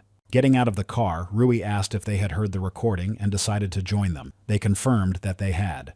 The men immediately noticed her luxurious figure and revealing clothes. She told them that they were just in time and told them to follow her. The man said that they were very grateful to her. Rui pointed out that they wouldn't all fit in the car. Besides, the base was nearby, so they would walk. They looked at each other and replied that it was no problem. They were led to a large room in a coal factory, and the men followed Rui without suspicion. One of the men remarked that there was so much space here. It was just awesome. Finally, they had found a hiding place. Then he said he needed to use the restroom and would be right back. She replied that there was a bathroom inside and added that she would show him where it was. He agreed to let her show him. Rui entered the restroom with the man. While doing his business, he noticed that she was watching him. The woman was indeed watching him pee in the urinal without any shame. He turned to her and said that he understood what she wanted, so she didn't need to be shy. He had enough strength for that. Approaching the man, she suddenly stabbed him in the throat without even blinking. She said it was a shame. She had been expecting a good catch, but it turned out to be mediocre. When Rui came out, he reported that everything was ready. She replied that it was good, and ordered him to drag the bodies into the toilet as well. Then she asked him to call the second and third. After gathering everyone in the hall, Zhang Xiaoyun announced that an attack was being planned against them. Captain Li asked who was targeting them. The young man replied that they knew nothing about the enemy and added that they could attack at any moment. The young man turned to Jian Chi and Chen Chong and said that they would go with him to dismantle the unfinished house in the southeastern part of the city. Those who survived would hide there temporarily. Where they were now, they would be cannon fodder. Everyone immediately began to say that they also wanted to help and asked the boys to take them with them. Even little Xiao Shuai shouted that he would also go to help. His mother replied that a child was the last thing they needed there. Then the recently rescued Ning Wanwan said that she could also help in some way. Zhang Xiaoyun said that it shouldn't be that dangerous. Shen Bo and Lao Li would stay behind to guard the fortress. The rest could go with them. Soon they all set off for the southeast to dismantle the unfinished building. It turned out that former construction workers who had turned into zombies were wandering around there. Together, they mercilessly destroyed the hungry zombies that ran straight at them. When it was over, the boy asked if everyone was safe and unharmed. Zhang Xiaoyun said that they would be attacked in the coming days, so they would wait it out there. People began to say that they could fight and were ready to help him. After thinking for a few minutes, Zhang Xiaoyun thoughtfully grunted and replied that it was fine. He said that first they should tidy up the place, and he would give them guns and ammunition. During the attack, they would keep in touch by radio, and he ordered them to listen carefully to his commands. She watched as his subordinates unloaded the cars with weapons and meat. Rui looked back when she heard him ask how things were going with the boss right behind her. The woman replied that everything was fine, but someone had ransacked Bikushan's villa, so they would have to find food on their own. The big guy immediately started yelling that he was angry because there was no food or meat. The man asked who had done it. She replied that it was a group from the eastern suburbs and said that tomorrow morning she would take the second and the team and destroy everyone there. Late in the evening, Zhang Xiaoyun saw that he already had 46 points and said that he needed to check the new boxes. Boxes of supplies appeared again in the system store, but 2 of them were already second level. These were the Awakening of Power box and the Apocalypse Cultivator box. The guy said that these 2 boxes cost 40 points together, so he could take a look at what was good in them. The first box contained a first-level physical overload. Its property was to increase personal characteristics by 25%. However, a weakened state would follow after the effect ended. He was delighted when he calculated that he now had 33 points, and if he used this effect again, he would get 40. Zhang Xiaoyun exclaimed that this was 8 times more than a normal person, and he couldn't wait to try out his new ability. As Rui had planned, they gathered a team of guys and went to destroy the settlement of survivors. The man asked Rui what their plan was. She told him to tell everyone that they would first destroy all the survivors outside the camp. Then the second would start breaking through the gates. They would hide behind modified cars and fire at the survivors. The second said it was an excellent plan. He was hungry. He wanted to destroy and eat.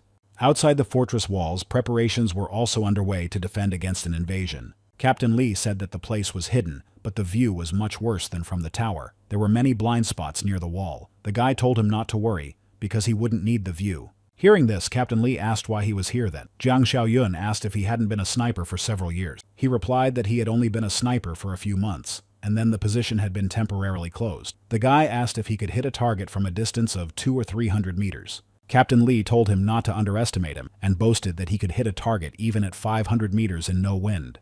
Smiling, the young man said that was enough. Jian Chi called him and said he had brought what he had asked for.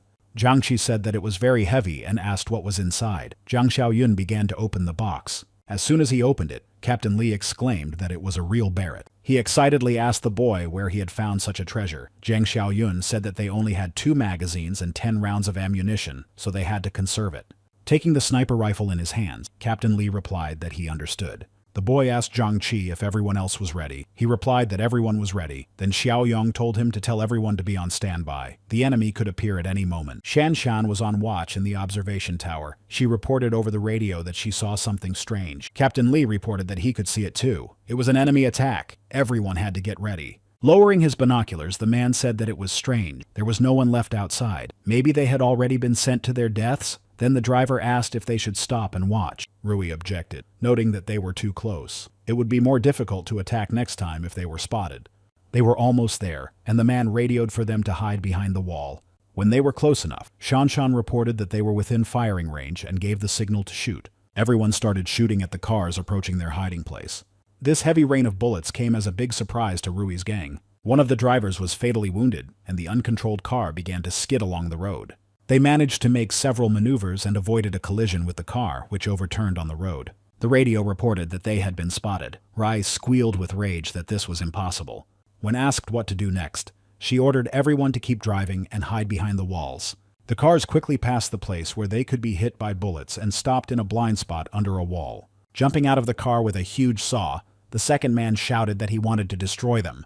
The second man started the saw. He began to cut the gate persistently, repeating that he had come to destroy them. Shan shouted that they were breaking the gate. Then she ordered to shoot to prevent them from breaking through. But Rai also ordered to return fire to cover the second man. Xiao Kai was caught in the crossfire, and an enemy bullet hit his shoulder. Jian Chi said that the attackers had many automatic weapons. Their weapons were no worse than theirs. Song shouted for them not to be afraid and to hold their positions. They had enough ammunition. Shenbo noticed that the bandits were breaking through the main gate. The man added that they would have problems. Zhang Xiaoyun said over the radio that everyone should remain calm because everything was going according to plan. The young man quietly opened the spare side door and looked around to make sure no one had noticed him. Realizing that everyone's attention was focused on the main gate, the guy ran to the planned location. The man reported that they only had half of their ammunition left. She asked the second if he was done yet. The second man shouted back that he was almost done. There was very little left. Shan shouted that the gate was open and ordered them to keep firing to prevent anyone from entering. Satisfied, Rai said that now they would see how the newbies would cope with the nightmare of evolution. She ordered everyone to follow her. They would hide behind the second and capture the perimeter when they entered. The second began to break down the cut gate with his bare hands, and it creaked. Zhang Xiaoyang radioed Li Hongli and told him to shoot on his command. He reported that Captain Li's first target would be the giant guy. Taking aim, Captain Li replied that his first target was in his sights. Breaking down the gate, the second man entered the fortress with a blood-curdling scream. Seeing his incredible size and hearing the beast's roar, the man asked if he was even human. They started shooting at him with weapons of various calibers, but he kept going. In a matter of seconds, the bullets fell out of his body and the wounds closed as if they had never been there. Impressed by what he saw, old Shenbo shouted that the monster was regenerating.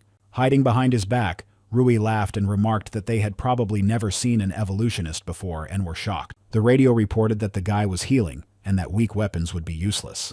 Saying that he would try anyway, Captain Li fired his Barrett from his position. With a single shot from the Barrett, Captain Li completely blew the giant's head off his shoulders. The giant's body swayed and fell to the ground, causing it to tremble. The bandits immediately began to ask what was going on and what had happened. Stunned by the loss of the second, Rui asked where they could have gotten such a caliber. Armed with an automatic rifle, Zhang Xiaoyun headed for the main gate to get to the enemy from behind. Entering the gate, the young man immediately shot one of the bandits. Chaos ensued, and they realized they were surrounded. Rui shouted that, damn it, they had miscalculated and underestimated their strength. Turning sharply back to the gate, she started shooting and ordered everyone to retreat to the cars. Recognizing the boy, she shouted that it was the same boy they had missed on the road. To cover her back from the bullets, she grabbed her driver and used him as a shield. Zhang Xiaoyun noticed that she was reacting too quickly. Could she also be an evolutionist? She threw the guy right at Zhang Xiaoyun to prevent him from shooting. However, with his quick reflexes, the guy dodged the falling body without taking his eyes off her. The guy shouted that she was trying to escape. She was only a few steps away from the car. Watching her, Captain Li repeated that she was indeed trying to escape. Taking aim at her, Li Hongli said that she had forgotten to ask permission from his rifle. The bullet tore off her leg in an instant, and she fell to the ground right in front of the car. Reloading, Captain Li cursed and said disappointedly that he had missed. Grabbing Rui by the arm, her loyal assistant quickly pulled her into the car. The car jerked forward, kicking up dust, and sped down the highway, maneuvering between bullets at high speed. The radio asked what to do if they returned to take revenge. Zhang Xiaoyun replied that it was not a problem and that he knew where they were going. The system announced that the first part of the task had been completed and that he would receive 50 points. He would also receive 20 points for increasing his rating in the community. The second part of the task was to destroy the cannibals' base.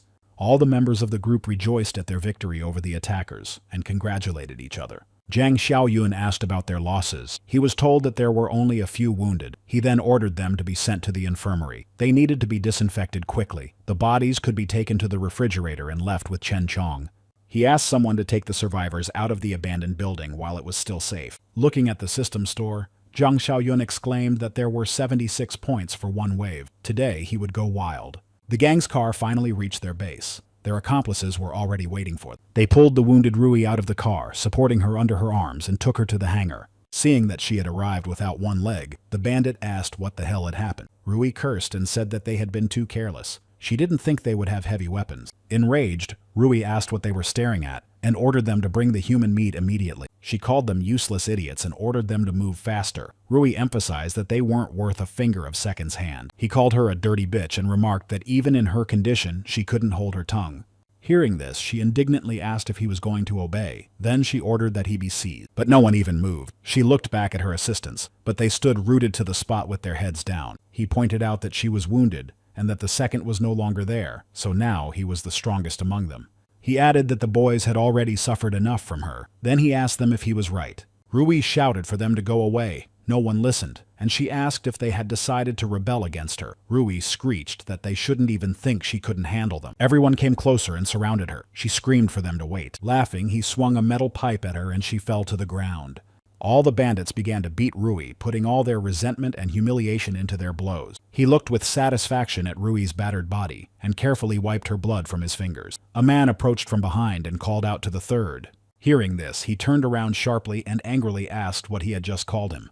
The man immediately fell to his knees and began to beg his boss for forgiveness. The boss told him to tell him what he had to say, but quickly. He said that the woman was dead, and so was the second. Many of their people had been killed, and their fighting power had been weakened. He started to say that if they met that mutant with tentacles, but the boss stopped him and told him to forget about him. They would just go to the guys from Saigon. Zhang Xiaoyun's car drove up to the former coal mine and stopped behind the mound. Jian Chi said that Xiaoyun's brother was right, and that this was their base. Zhang Xiaoyun said that they had to be very quiet and not make any noise so that they wouldn't be noticed ahead of time. After circling the area, they realized that they had left the base. Pointing to the body, Captain Li said that it was the woman he had shot. It turned out that they even killed their own people. Zhang Xiaoyun added that he was not even surprised. Then Jiang Chi said that the giant man did not look like Chen Chong. Captain Li added that he had also heard them talking about some kind of evolutionary. He asked what that meant and how to become one. The guy sighed and said that you had to eat people. This answer shocked the men. Zhang Xiaoyun explained that the surest way to gain zombie abilities was to eat people. Jiang Chi noted that Zhang Xiaoyun also had powers. Captain Li asked if they wanted to survive, they would have to eat others. He told them not to worry so much. It was the most obvious way, but not the only one. The boy put his hand in his pocket.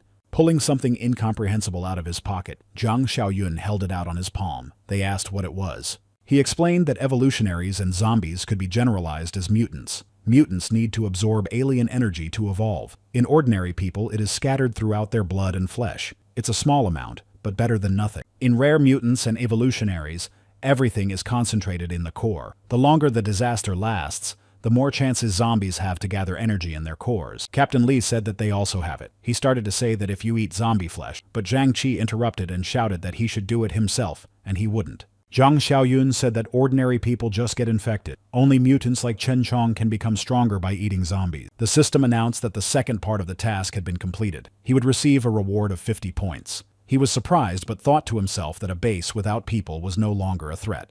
Hearing a cry of danger, the boy reacted instantly and stabbed the zombie in the head with a knife. The boy noticed that the zombie was able to sneak up on them unnoticed, which was strange for ordinary zombies. Taking the core out of it, the guy said that it was an interesting skill. It seemed that the hunt had not been in vain. He handed both cores to the men. Jiang Chi immediately said that he would not take it and that he could give it to Li. Captain Li first looked at the cores with disgust, but then decided to take them. Cursing, he closed his eyes and ate both cores. He felt the result very quickly and said that it was a pleasant sensation. Xiaoyang said that he was only on the path to evolution. This power would not be enough to rule the apocalypse, so there was no need to rush. Li Hongli said he understood and told him not to worry. Zhang Xiaoyun said that the problem was solved and they could return. As planned, they arrived at the former Saigon steel factory in hopes of joining that team. They were immediately stopped and asked who they were. He replied that he was the third from the coal factory. The guard looked at him and told him to wait while he reported to his boss. After a while, the guard returned for them and led them to meet the boss. Seeing the third, the boss asked why he had come this time. The woman asked where Rui and the second were. The third replied that they had been attacked. His sister and the second had tried to protect them but had not been able to save them. The boss ordered that the third and his men be taken to a safe place to rest. When they left, the boss whispered something to the woman, and she replied that she thought so too. The man called the third again, and he indignantly asked what he had called him. He apologized and said he had a bad feeling. The third called him paranoid and asked what he was talking about. He pointed to the room and told him to pay attention to the steel doors and windows. The room looked more like a prison cell. The door suddenly opened and a guard appeared. He told the guys to get out. The guard led them back to the boss, but there were quite a few guys from his gang gathered there. Realizing that something was wrong, the third guy asked the boss if something had happened. She asked what he thought they should do with the man who had killed their leader. Frightened, the third immediately called them Sister Lin and Brother Dapen, assuring her that it was all a misunderstanding. Lin said that he was talking about a misunderstanding. She asked Li Chen to explain to him before they sent him to the other world. He said he had been at the coal factory. Jin Rui's battered body was lying in the yard. The other man was gone. He had disappeared. There were no signs of a struggle. He noted that the only reasonable explanation was betrayal. They took advantage of her injury and finished her off. The third man shouted back that it wasn't true. They had no evidence, just guesses. Boss Dapen laughed when he heard about the evidence and asked what world he was living in. Why did they need evidence? Then he added that, to be honest, they would have finished them off long ago if it weren't for the strength of the second and Rui. After that, he gave the order to finish them off. One of the men begged for mercy and said he had valuable information. The woman was interested in his words and asked what kind of information it was. He said that a large group of people had gathered east of the city and that they had a lot of supplies. They had defeated Drugo and Rui. He promised to take them there if they spared his life. Lin asked how strong these people were compared to them. He replied that they were about the same. She approached Boss Dapen and said that they could be a serious threat. The man added that those people did not know how to become evolutionaries because he had not seen any among them. The boss asked why they had lost to them. He said that the people had powerful weapons. He noted that ordinary bullets would not kill the second one, but they had finished him off with a single shot. After listening to him, she said that this was indeed good information. The man rejoiced and asked if he would be pardoned. Smiling, she gave the order to kill everyone without exception. The man shouted that he had told them everything, but no one was going to listen to him. Looking at the bodies, the boss asked what they were going to do, and emphasized that such a problem needed to be dealt with quickly. She replied that attacking with powerful weapons was risky. They needed to become stronger to ensure victory. She then ordered them to send out scouts. They needed to find out if they knew about the evolution. With 126 points, he decided to see what he could buy with them. Seeing a box of second-level dark technologies, the guy said that luck was on his side.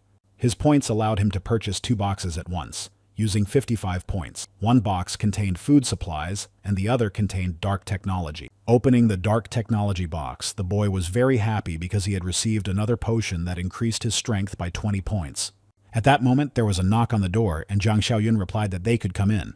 Shan entered the room and reported that they had caught a suspicious person.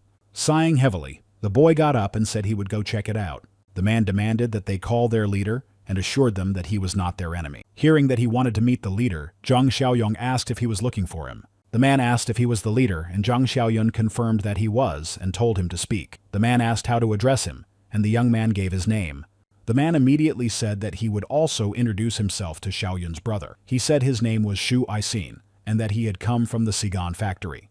Song asked if it was the Sigan steel factory, and the man confirmed that it was. Jiang Xiaoyun asked Uncle Song if he was familiar with the place. Song said that it was the largest factory in the southwestern district. It seemed to have become a settlement, just like the coal factory. It was located 3 kilometers beyond the coal factory. The boy approached and asked the man why he had come so far. The man replied that there was chaos all around, and asked if it wasn't better for people to group together. He said that his leader had sent him to look for other settlements to bring the survivors to them. Xiao Kai told Xiao Yun not to believe him. He said that the man had been circling around and drawing a map. Taking the map, Jiang Xiaoyun began to examine it. Then he chuckled thoughtfully. Then the guy used his Eye of Mind skill. He asked if he had remembered the name correctly. Shu Asin, right? The boy pointed his gun at him and said that they were living in the same apocalypse as them, so he shouldn't treat him like an idiot and tell him the truth about why he came before he shot him in the head. Realizing that he was not joking, the man said in a frightened voice that it was true. They were just being cautious, and they were not to blame. Zhang Xiaoyun whispered and asked if he had seen Chen Chong. Zhang Chi replied that he had not. Cheng Chong had not come out. Hiding his weapon, the young man told them to let the man go. Song asked in surprise if they would let him go just like that. Not believing his ears, the man asked if they were really going to let him go. On top of that, the young man handed him a card and told him he could take it. The man immediately fell to his knees in front of him and began to thank Brother Xiaoyun. As soon as he was released through the gate, the man immediately began to run quickly down the road. The young man smiled slyly when he thought about how many points he would get for the steel factory. 5 months later, at the Saigon factory, 2 men were taking out the trash. One said he heard that people had disappeared again. The other asked if the monster had started attacking again. Suddenly they heard a noise. The man told him not to go alone and to let the security guards check it out. However, he did not listen to his advice. A knife flew out of nowhere and killed the man who had gone to check what the noise was. He was smoking as usual while standing guard. The guard heard someone calling for help. He immediately grabbed his weapon and asked what had happened. The man screamed that a monster had killed Xiao Chen. The guard asked if it was a tentacled monster. Barely breathing, the man replied, Who else? The guard then asked where, and he replied that it was near a large garbage pit. Cursing, he said that damn it, this time the monster had attacked unexpectedly. He ordered everyone to hide and told the evolutionaries with running skills to follow him. Together with several people, he headed for the place indicated by the man near the large garbage pit. The guard told them not to try to fight if they encountered it, but to simply run away. They quietly and carefully approached the place indicated by the worker, but there was no one there. One of the men said he was sure the tentacled creature had already left. Then another suggested that it had caught its prey and moved on. The man said that people had started disappearing more often after the coal factory and villas were destroyed. Another noted that this was obvious because he used to attack 3 places, but now he was attacking only 1. After carefully examining the tracks on the ground, the guard thought that someone else must have done it. The system reported that his goal was to expand the community as much as possible. The current count was 38 people. Jiang Xiaoyun said that this time he had lasted longer than in his previous life. If nothing changed, the revival of civilization would not be a fairy tale. Several months had passed, but the assignment for the steel factory had not appeared. Getting out of the car, Shan greeted Xiaoyong and told him they were back. The boy jumped down to them from the wall he had been standing on and asked if anyone had noticed their hunt. Jiang Chi replied that they were already strong enough to notice if they were being followed, so he shouldn't worry. Then Zhang Xiaoyong asked how Xiao Shui was doing and if he had gotten used to it yet. He nodded in response. Xiao Shui said that Uncle Xiaoyun wasn't worried. Everything was cool. She added that it was true and reported that he had dealt with the zombies himself today. He said that was great and ordered her to take the mutant cores to the warehouse. The system announced the start of the 3rd part of the hunter's mission. The threat had to be eliminated and potential allies had to be helped. Li Hongli asked if he was really going to go there alone and emphasized that it was too dangerous. Song added that they had already sent scouts to them. What if they had bad intentions? Then they wouldn't be able to help if something went wrong. The young man told them to relax. With his current strength, even Chen Chong couldn't hurt him, let alone them. That was why he wanted to go. That way, they would find out whether they were enemies or friends. Jiang Xiaoyun said that he was entrusting the defense of the fortress and the town of Shenbo to Captain Li and the rest of those present. Shenbo told him not to worry and to be careful. After all, they couldn't do without him here. Returning from inspecting the landfill near the steel factory, guard Li Chen said to let him through because he had important information. The guard said that he had already said that only the 2 leaders could enter. Then he grabbed the guard by the neck and lifted him up. Another guard asked Li Chen if he had lost his mind. Suddenly, his anger subsided, and he realized that he was squeezing the man's neck in his hands. He immediately let go of the guard and began to apologize. Li Chen himself did not understand what had happened. He thought to himself that he had lost control of his emotions again, and lately, this had been happening more often. Coughing, the guard asked what was wrong with him, and emphasized that the leader valued him, but that didn't mean they wouldn't touch him. Hearing his voice, the leader asked if it was Li Chen and ordered the guard to let him in. The guard said he could come in. Upon entering, he said he had come about the tentacle attacks, but he had a different theory about these attacks. He said he had checked the scene and found female footprints. The victim was a man. She asked if he thought someone else was killing them. Li Chen confirmed this. Lin said she understood and noted that this was useful information. She then asked him not to tell anyone about it. When he asked her why, she replied that the tentacle was enough to scare everyone. They would refuse to go outside. He wanted to say something, but she stopped him and said she would make sure things wouldn't get any worse. He didn't say anything else, but his expression indicated that there was more he wanted to discuss. Then Lin approached him and asked if Li Chen wanted to talk some more. Quickly jumping back to the door, Li Chen said he had said everything and said goodbye to Lin. As he walked out the door, Li Chen said that he had forgotten to ask about it again. Laughter came from the adjoining room, and the man remarked that she was too careless. She replied that he could take on the job himself if he was so careful. He said okay, and, throwing the man's head into the trash can, added that she would clean it up. Near the steel factory, Sigan Jiang Xiaoyun destroyed a small group of zombies. Realizing that he was almost there, the boy said it was time to change his appearance a little. He took out a pair of scissors and trimmed his hair a little to change his hairstyle. To avoid looking too neat, he took some dirt and rubbed it on his face with his dirty fingers. To complete his new look, the guy added glasses and replaced his skinny jeans with a worn jacket. At the entrance to the factory, a man shouted at the boy to stop and tell him who he was. Pretending to be happy to see him, the boy said that he had noticed some people living nearby. Then he exclaimed joyfully that it was great that there were other survivors. The man asked in surprise if he was alone and inquired how he had managed to survive for so long. Zhang Xiaoyun replied that there had been 10 of them, but recently a horde of zombies had attacked and the rest had been killed. Only he had managed to escape. Then the man said that he didn't seem very strong. Feigning surprise, Xiaoyong asked what he meant by strong. Then he immediately said that he wasn't really very strong, but he had some experience fighting zombies and would try his best. Smiling, the man said that wasn't what he meant, but that he shouldn't worry about what he said. After that, the man said that if he wanted to join them, he could follow him. Adjusting the pistol in his holster, the man said that first he had to pass a test. Noticing this, Jiang Xiaoyun thought that it would be difficult to find good people in this factory. Suddenly, they heard Li Chen's voice asking what was going on. Looking at the young man, he said that he didn't recognize him.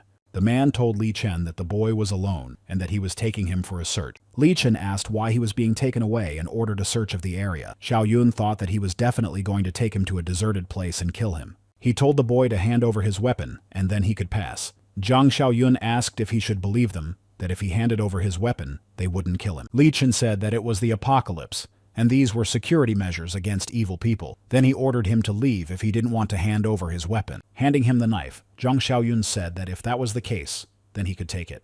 Taking the knife, Li Chen searched him for hidden weapons but found nothing. The guy thought that he still had some moral principles left. It seems that the people from this factory are different from those savages in the villas and the coal factory. Finding no other weapons, Li Chen said that it was difficult to survive with only a knife, and asked if the guy was an evolutionist. The boy immediately replied that it was possible because he felt much stronger than usual. Li Chen told him to come with him, and explained that they had a rule to report such people to their superiors. Li Chen led the boy to a room and told him to wait in the reception area for now. Jiang Xiaoyun asked what kind of reception room it was with reinforced doors, adding that it looked more like a prison cell. After a while, a man entered the room, apologized for the wait, and asked the boy his name. The young man replied that his name was Jiang, and, realizing that he had almost slipped up, repeated that his name was Jiang Ye. Dapin said that he had been told that the boy had undergone evolution and asked if it was true. The boy replied that he could tell from the tone of his voice that he already knew the answer. At that moment, an axe flew towards the young man, but Jiang Xiaoyun did not even flinch. The axe flew very close to Jiang Xiaoyun and stuck in the wall behind him. The first thought was that it was an attack, but glancing sideways at the man, the boy thought that he was probably testing him. Poking the axe stuck in the wall with his finger, the young man indignantly declared that it was dangerous. The man laughed and then said that it meant he had understood correctly. Jiang Xiaoyun continued to protest, emphasizing that if the man had made a mistake, he would have died. The man replied that such losses were acceptable. He said that they both knew how to become evolutionists. The boy confirmed that he was aware of this. Dapin said that he was warning him not to let others find out about the method of evolution. Only a few people knew about it, saying that if he told anyone, the man lunged sharply toward the boy.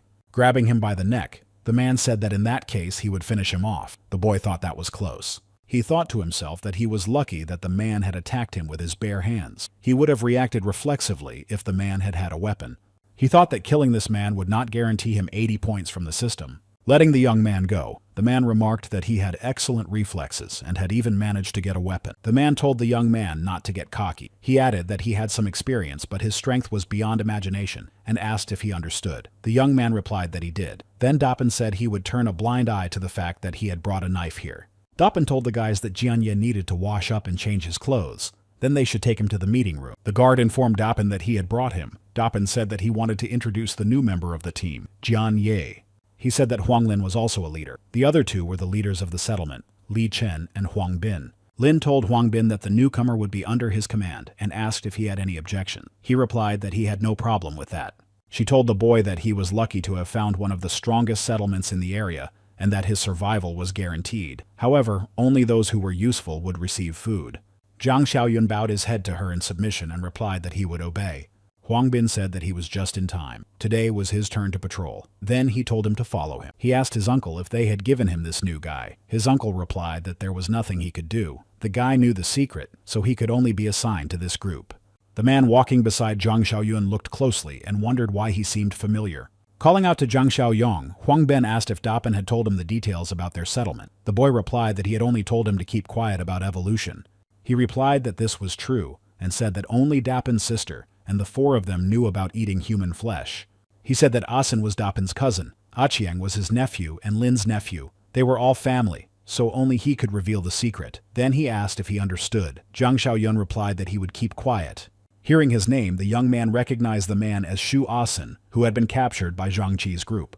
Jiang Xiaoyun asked about the second leader. Huang Bin replied that he was an outsider, but talented and strong. He emphasized that he must not reveal the secret under any circumstances, otherwise they would not both survive to see the next day. The young man thought that Li Chen seemed to have great potential, and they were limiting his resources and information so that he would not surpass the two leaders. Stopping, Huang Bin said that they had arrived. The young man asked what kind of place it was. He said it was a small settlement of about 7 people. They had been watching it for 3 or 4 days and had not noticed any evolutionary. Zhang Xiaoyun asked what their plan was and if they were going to hunt. He replied that they weren't barbarians, they were farmers. Atsan told Xiaoyun that he was also an evolutionist, so it was time to change his thinking. He advised him not to be as stubborn as Li Chen. He said that, to put it bluntly, they were not the same species as ordinary humans. They were at the top of the food chain. The boy asked if they wanted to take them away and raise them in the settlement to kill them later. Huang Bin replied that they didn't need to take all of them. 5 or 6 would be enough. They would deal with the rest on the spot. The boy asked how they would deal with them. The man laughed and said that he would show him everything, and that the boy should watch and learn.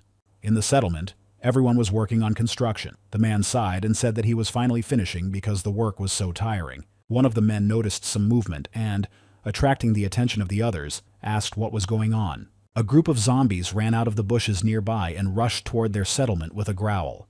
The man asked where the whole horde had come from and ordered everyone to quickly prepare for battle. The horde of zombies quickly reached the group of men and began to attack them. Seeing the zombies already eating his friends, the guy shouted that there were too many of them. Zhang Xiaoyun asked if this was his brilliant plan, to set the zombies on them. He replied that their resources were not unlimited, so they couldn't take on a large number of people. Huang Bin emphasized that if they brought more than 10 people at a time, they could form a group that would be difficult to control.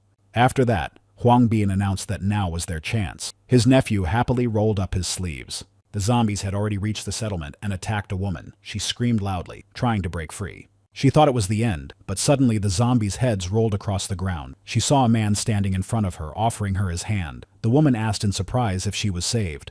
The man from the settlement was amazed at how the men who had suddenly appeared were destroying the zombies. He asked who they were.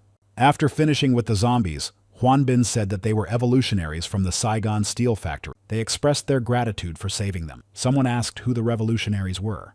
Zhang Xiaoyun thought that the guys were in their early 20s, and their physical strength was similar to that of Jian Chi's group. Sensing something, the young man suddenly turned around and looked at the high-rise building behind them. He thought he saw someone in a broken window.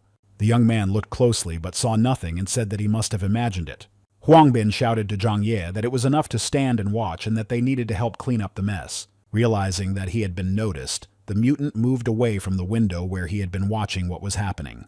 Several people who had been rescued told Huang Bin that there were still some supplies left in the warehouse. Huang Bin then ordered Zhang Ye to stay there and drag the remains to the entrance. He would arrange for a small truck to come and pick them up. Then he whispered that the bodies of the people who had died here also needed to be piled up. They would take them away too. After that, he turned to the rescued people and told them to follow him. After gathering everyone, they set off for the factory. Only Zhang Xiaoyun remained near the settlement with a pile of zombie and human bodies. Taking a knife from his belt, the young man said that everything was going well so far. The boy thanked them again for their help and for saving their lives. The men just smiled slyly and exchanged glances. The girl asked if there was water in their settlement and if she could wash up. Achin pulled the girl closer and said that there was not just water, but hot water. There was even shower gel, so she would be clean. Asina thought he had noticed something, so he stopped and looked in that direction. Noticing that he had stopped, Huan Bin asked Asin if there was a problem. He replied that there was something there. Then Huang Bin stopped the group behind him and shouted for them to be careful. Squeezing the girl's shoulder, Asian told her to stay behind and that he would protect her. Looking around, Huan Bin asked where he was. Asin replied that he couldn't see anything. With a sneer, Achen turned to Asin and asked when he had become so paranoid. Looking at Achen, he said that it was not a mistake. Someone was definitely hiding there. He hadn't finished speaking when a long tentacle pierced his body. Huang Bin shouted that there was a tentacle creature here and tried to shoot it, but it was too fast and had already hidden somewhere. Hearing his nephew shout that the tentacled creature was behind him, Huang Bin turned around. At that moment, Zhang Xiaoyun took advantage of the opportunity and began cutting out the testicles of the zombies. After cutting open the first body, the boy noticed that these zombies had 2 testicles. He shouted happily that this was not bad. Zhang Xiaoyong stood up and looked in the direction of the cries for help. They were the cries of Huang Bini, who had been caught by a tentacled mutant. The man screamed that he was doomed. She screamed when the tentacled creature crushed the man's body and his blood splattered on their faces. Having finished with that man, the tentacled mutant turned his attention to another who was watching him. Realizing who it was targeting, Asian stepped back and said, "Not her!" Grabbing the girl hiding behind him by the arm, he pushed her straight toward the tentacled mutant. The mutant immediately wrapped itself around the girl and turned its attention to her. Its tentacles squeezed her tighter and tighter, and the girl gradually stopped resisting. She thought it was the end when she fell to the ground and felt that no one was holding her anymore. Opening her eyes, she saw the boy standing in front of her, and the monster's severed tentacles lying on the ground. The boy asked if this was the same tentacled monster they had been talking about. Achin replied that it was not him, but his son. Jiang Xiaoyun asked in surprise what he meant by son. He explained that that was what they called them. He said that the monster was always muttering something about his son. He had the ability to turn ordinary zombies into creatures like himself. That's why this monster was his son. He thought to himself that even his aunt and Dapin would have a hard time dealing with the son on their own, and Zhang Ye was definitely not a match for him, so it was time to run. Shouting to Zhang Ye to hold him back while he brought reinforcements, the boy ran away. Realizing that he had escaped, the rest also rushed to flee as far away from this place as possible. Jiang Xiaoyun asked ironically what reinforcements he was talking about. Qian just wanted to buy time to escape. The tentacle mutant didn't miss the opportunity to grab the guy while he was distracted. The guy smiled, remembering that they called him the tentacle's son, and said it was funny. Jiang Xiaoyun sharply pulled the mutant by its tentacles and pulled it towards him. He informed the confused mutant, who did not expect it, that he was interested in him. The tentacle mutant began to resist when he realized that the boy was pulling him toward him. Jiang Xiaoyun said that he had no reason to test his new ability, so he would test them on him. The guy decided to try out his new physical overload ability and activated it. After activating the ability, the boy pulled the monster toward him again by its tentacles. The tentacled mutant instantly fell to the ground and the guy dragged it toward him. Leaning his foot against its face, Jiang Xiaoyun jerked his hands sharply, tearing off the mutant's tentacles and freeing his hands. To keep from screaming in fear, the girl covered her mouth with her hands and kept her eyes on the guy who was fighting the scary monster with his bare hands. First, the guy tore off the mutant's tentacles so that it couldn't grab him. Then he tore it to pieces to make sure it wouldn't get back up. When he was done with the monster, the guy went over to the girl and asked if she was okay. He wanted to touch her to calm her down, but the frightened girl jumped away from him. The boy told her not to be afraid, that he was a human being, not a monster. Reaching the gates of the steel factory, Asian shouted that he was finally there. Dapin asked what had happened when he saw that he had returned alone. Lin asked where Huangbin and Asen were. Achin said in a frightened voice that they had been killed by the son of the tentacled mutant. Then Li Chen asked where the new guy was. He said not to even ask, because he was definitely dead. The three of them couldn't handle him. Hearing this news, Dapin looked at the men who had run up with Achian. Unable to contain his emotions, Dapin shouted that it was all for a few useless people and threw his axe at the men. His axe instantly killed the man, who fell to the ground. Lin told Dapin to calm down. Suddenly, a bundle of monster tentacles fell to the ground right in front of him. Everyone was shocked when they saw Zhang Ye standing in front of them with a girl. Li Chen joyfully exclaimed that Zhang Ye had survived. It was clear from his reaction that he was genuinely happy to see the boy. Looking at the bundle of tentacles, Lin asked if they were parts of the monster. The boy replied that he had finished off his son, or whatever they called him, and by doing so he had avenged their relative. She wondered how strong this boy was when she heard that he had defeated a mutant. Jiang Xiaoyun said that they had prepared people and transportation because they needed to take the prey away. In the office, Dapin asked if he was sure that the tentacle monster's son was stronger than Li Chen. Atsuan replied that the creature had instantly killed his uncle and Asina. When asked if Li Chen could have done the same, the young man said he doubted it. He turned to them and said that, to be honest, even they would have had problems. Dapin reported that Zhang Ye did not react when he threatened him, but only managed to draw his weapon and did not take a fighting stance. He then asked how he could be so strong. Lin said that the son of the tentacle man relied on ambushes. Perhaps they had exaggerated his strength. Dan Pen said that was logical, but they couldn't leave such a guy around. If he conspired with Li Chen, it would be bad. There was a knock at the door, and Li Chen entered. He said he brought his condolences. The boss replied that they had been in the apocalypse for so long that they could forget about formalities and get straight down to business. Then Li Chen said that in his opinion, Zhang Ye's strength was similar to his, and suggested appointing him as another leader of the settlement. Giving Li Chen a dark look, Dapin said he was against it because they didn't know his past. Lin noted that he had the strength to become a leader, but he had no achievements or contributions. No one trusted him. Li Chen indignantly asked if destroying the son of the tentacle monster wasn't enough. Smiling slyly, she said that if he could kill the tentacle monster himself, it would solve two problems at once. Li Chen replied that even they couldn't do it, so how could he? He then added that it was unfair. She told him not to worry because they weren't sending him to his death. The entire settlement would be mobilized. They would finish off the monster once and for all. After listening to them, Jiang Xiaoyun noted that their entire plan revolved around him. The boy remarked that he hadn't lived here long, but was already being given the leading role. He then asked if they were sure. Lin smiled and replied that of course they were, because he was stronger than her and Dapin. In support of her words, Dapin announced that he would become the third leader if this mission was successful. Then, turning to Li Chen, Dapin said that Zhang Ye had surpassed him in strength and asked if he had any objections to his appointment. He replied that he had no objection. Then Dapin said that in that case, they would set out in 2 days. The young man smiled and thought to himself that it was such a generous offer and that he was very touched. But he had the eye of mind. Using his mind's eye, the young man saw evil emoticons above the leaders' heads. Although Li Chen's emoticon was not like that. It was already late at night when a signal came through the radio in Zhang Xiaoyun's fortress. Upon receiving the signal, Xiao Kai ran out of the room and reported that Xiaoyun was calling them on the radio. Captain Li asked the boy how everything was going. The boy emphasized that they should listen carefully. The guy said that the day after tomorrow morning, they should go to the suburban park in the south. They had to bring Chong and other strong fighters. Zhang Xiaoyun said that they would get rid of the threat in the southern part of the city once and for all. Li Hongli said that Shenbo was too old for such a risky mission, so they would not take him. He emphasized that they needed him here. Shenbo agreed, but asked them to be careful. After all, the task was clearly more difficult than the previous ones. Captain Li said that Jian Chi, Xiao Kai, Shan, Jishuan, Liu Chao, Chen Jie, and Chen Chong would go with him. After listening to their conversation, little Xiao Shuai ran up to them and shouted that he would go too. His mother said that this was a battle for adults and asked why he wanted to get involved. Xiao Shuai replied that he was no longer a child, but a man. Song told her to relax because the boy was strong enough, not only against zombies. Even in the main team, he was not considered weak. Captain Li confirmed this and added that it would be better for the boy to gain experience. He promised to keep an eye on him. As planned, they drove up to a suburban park in the south of the city in several cars. Getting out of the car, Dapin said they had arrived. The guy asked how they were going to lure him out. The boss told him not to rush because they had a plan. Looking around, the young man saw a small glint on the roof of a high-rise building.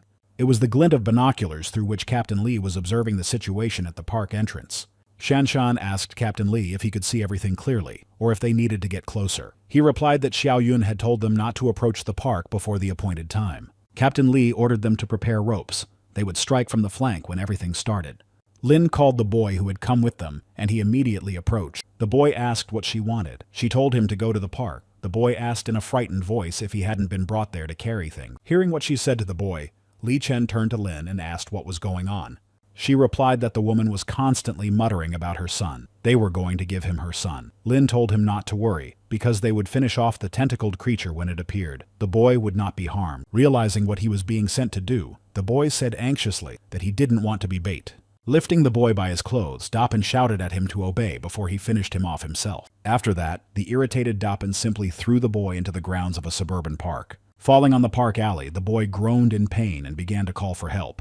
Noticing that some commotion had begun at the park entrance, Captain Li reported that everything had started. They began to quietly climb down ropes from the other side of the high-rise building so as not to be noticed. A terrifying voice called out for his son, and immediately behind the boy, a tentacled mutant landed. The boy cried out that he didn't want to die. Seeing that he had appeared, Li Chen said that the plan had worked and that they had to save the boy. He was about to rush to help, but she grabbed his arm and said that he had promised not to steal Zhang Ye's credit. Zhang Xiaoyun smiled at this remark and responded ironically to her words. In an instant, he rushed forward and ran toward the boy to snatch him from the monster's clutches. Grabbing the boy by his clothes, Zhang Xiaoyun threw him hard toward the park exit. At the entrance, Li Chen picked up the boy and pulled him to safety. Grabbing the boy with his tentacles, he looked him in the eyes and told him to return his son. Li Chen shouted to Zhang Ye to hold on and wanted to run to help, but his bosses wouldn't let him. He asked them what they were doing and said that if they didn't help him, the boy would die. Then she smiled and said that this was exactly what would happen to the boy. Lin said that she thought the boy could fight him on equal terms, but he would be the next worthless victim. After her words, Li Chen said that it seemed they had set it all up and asked why. Zhang Ye shouted that he would explain why they needed to kill him. The guy said he knew their secret. It was eating human flesh.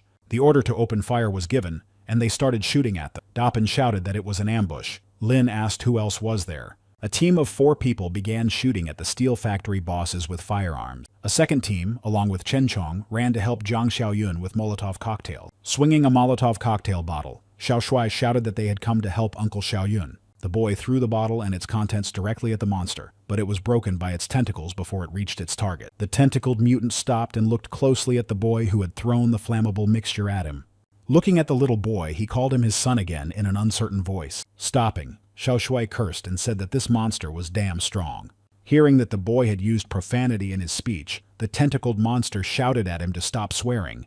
Jian Chi told them to be careful because this was no ordinary zombie and asked Chen Chong to be more cautious.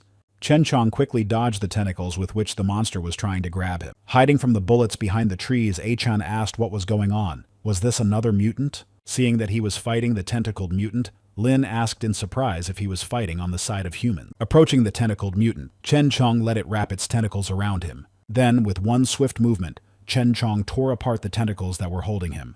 But as soon as he tore one tentacle, the mutant attacked him with the others. Chen Chong managed to cover himself from the blow and stay on his feet. Although he remained standing, the blow was powerful and threw him a long way back. Zhang Xiaoyun laughed and remarked that Chen Chong had finally found a worthy opponent. Dapin muttered through clenched teeth that this idiot was managing to joke even in such a situation. Atsan shouted that the boy had torn the tentacles to pieces, but that was part of the main body. Then he said that the kid had called Zhang Xiaoyun by his name. Dapin asked what that meant. He said that Asen had mentioned that the leader of the fortress in Chen City was named Zhang Xiaoyun. Lin confirmed this. Then an angry Dapin cursed and said that the little shit had outsmarted them. Looking at the guys who had set up the ambush, Lin muttered through clenched teeth that they seemed to be the main forces of that fortress. She noted that the stronger guys could match Li Chen, but their weapons were more powerful. Lin said that the main problem was Jiang Ye, or Jiang Xiaoyong, if that was his real name. She added that they also had a mutant who was on the same level as Tentacle. After assessing the situation, she said that victory was not guaranteed. The losses would be terrible regardless of the outcome. Aquan asked what they would do. She shouted that she had an idea and ordered Dapin to distract them and cover her. Dapin replied that he understood and ran out of his hiding place, throwing an axe at the men. The men from Zhang Xiaoyun's team managed to jump out of the way of the axe but lost sight of their enemy. The enemies began shooting in different directions to distract them. Captain Li noticed that since they were causing chaos, they must have come up with a plan. While the men shifted their attention to Dapin, she ran out of her hiding place and headed toward the boy. Right in front of little Xiao Shuai, Xiao Kai jumped out and shouted for him to be careful because she was aiming at him. He barely had time to shout a warning before her powerful kick struck him in the head. The blow was so powerful that it threw the boy several meters away from them. As he fell, Xiao Kai shouted that she was strong. She's an evolutionist. She quickly reached Xiao Shuai and reached for his neck to grab it. Lin lifted the boy by his clothes and said that he was caught. Shan shouted that the woman had grabbed Shuai. Gritting his teeth in anger, Xiao Shuai muttered that she didn't even think about taking him hostage. The boy struggled, and she noticed that he was also strong. Then she slapped him in the face. Noticing that the woman had hit the boy, the tentacled mutant shouted the word Qing again. While he was distracted by the boy, Chen Chong took advantage of the opportunity and jumped on the mutant's back. Chen Chong was about to twist the mutant's neck, but Zhang Xiaoyun told him to calm down and let him go. This request surprised and confused Chen Chong. Turning his head toward Zhang Xiaoyun, he growled, "Why?" Zhang Xiaoyun explained that he was now willing to risk his life and that it would be better not to stand in his way. Lin shouted for them to lower their weapons if they didn't want to see the boy decapitated. Captain Li shouted back that she should let the boy go and take him hostage instead. Noticing how everyone was worried about the boy, she smiled and remarked that it meant she had chosen the right target. Li Hongli muttered that he would never be able to explain to his mother if anything happened to the boy. Squeezing the boy even tighter, Lin shouted for them to drop their weapons on the ground and move back 100 meters. Raising his hand and lowering his rifle, Captain Li told everyone to obey her order. She shouted for them to order their monster to finish off the tentacled mutant. Dapin warned Lin of the danger, and she noticed that the mutant's tentacles were already approaching her. Lin reacted instantly and jumped out of the way, and a second later a powerful blow struck the spot where she had been standing. With the next blow, the tentacled mutant split Aqian's body in two. Landing, Lin asked what had happened. Wasn't the tentacled creature busy? Looking in the direction where the mutants were fighting, she was surprised to see that they were just watching. Captain Li shouted at Xiao Shuai to run away, but one of the mutant's tentacles had already wrapped around the boy's leg. Zhang Xiaoyun shouted to Captain Li that everything was fine, and the boy was not in danger. The tentacled mutant wrapped itself around the boy and lifted him closer to itself. Looking at the boy, the tentacled mutant called him Shuai's son. The boy called out to Zhang Shengzhe and told him that he had kept his word. His wife and son were fine. Hearing how the mutant called Zhang Xiaoyun Shuai, he asked if this was really his father. Zhang Xiaoyun confirmed that it was his father, and noted that he had not been mistaken. His father had become just like his brother Chen Chong. The boy burst into tears and rushed to hug his father without fear. Dapin shouted that this was some kind of drama they were staging. Then he said he didn't care, and gave the order to retreat.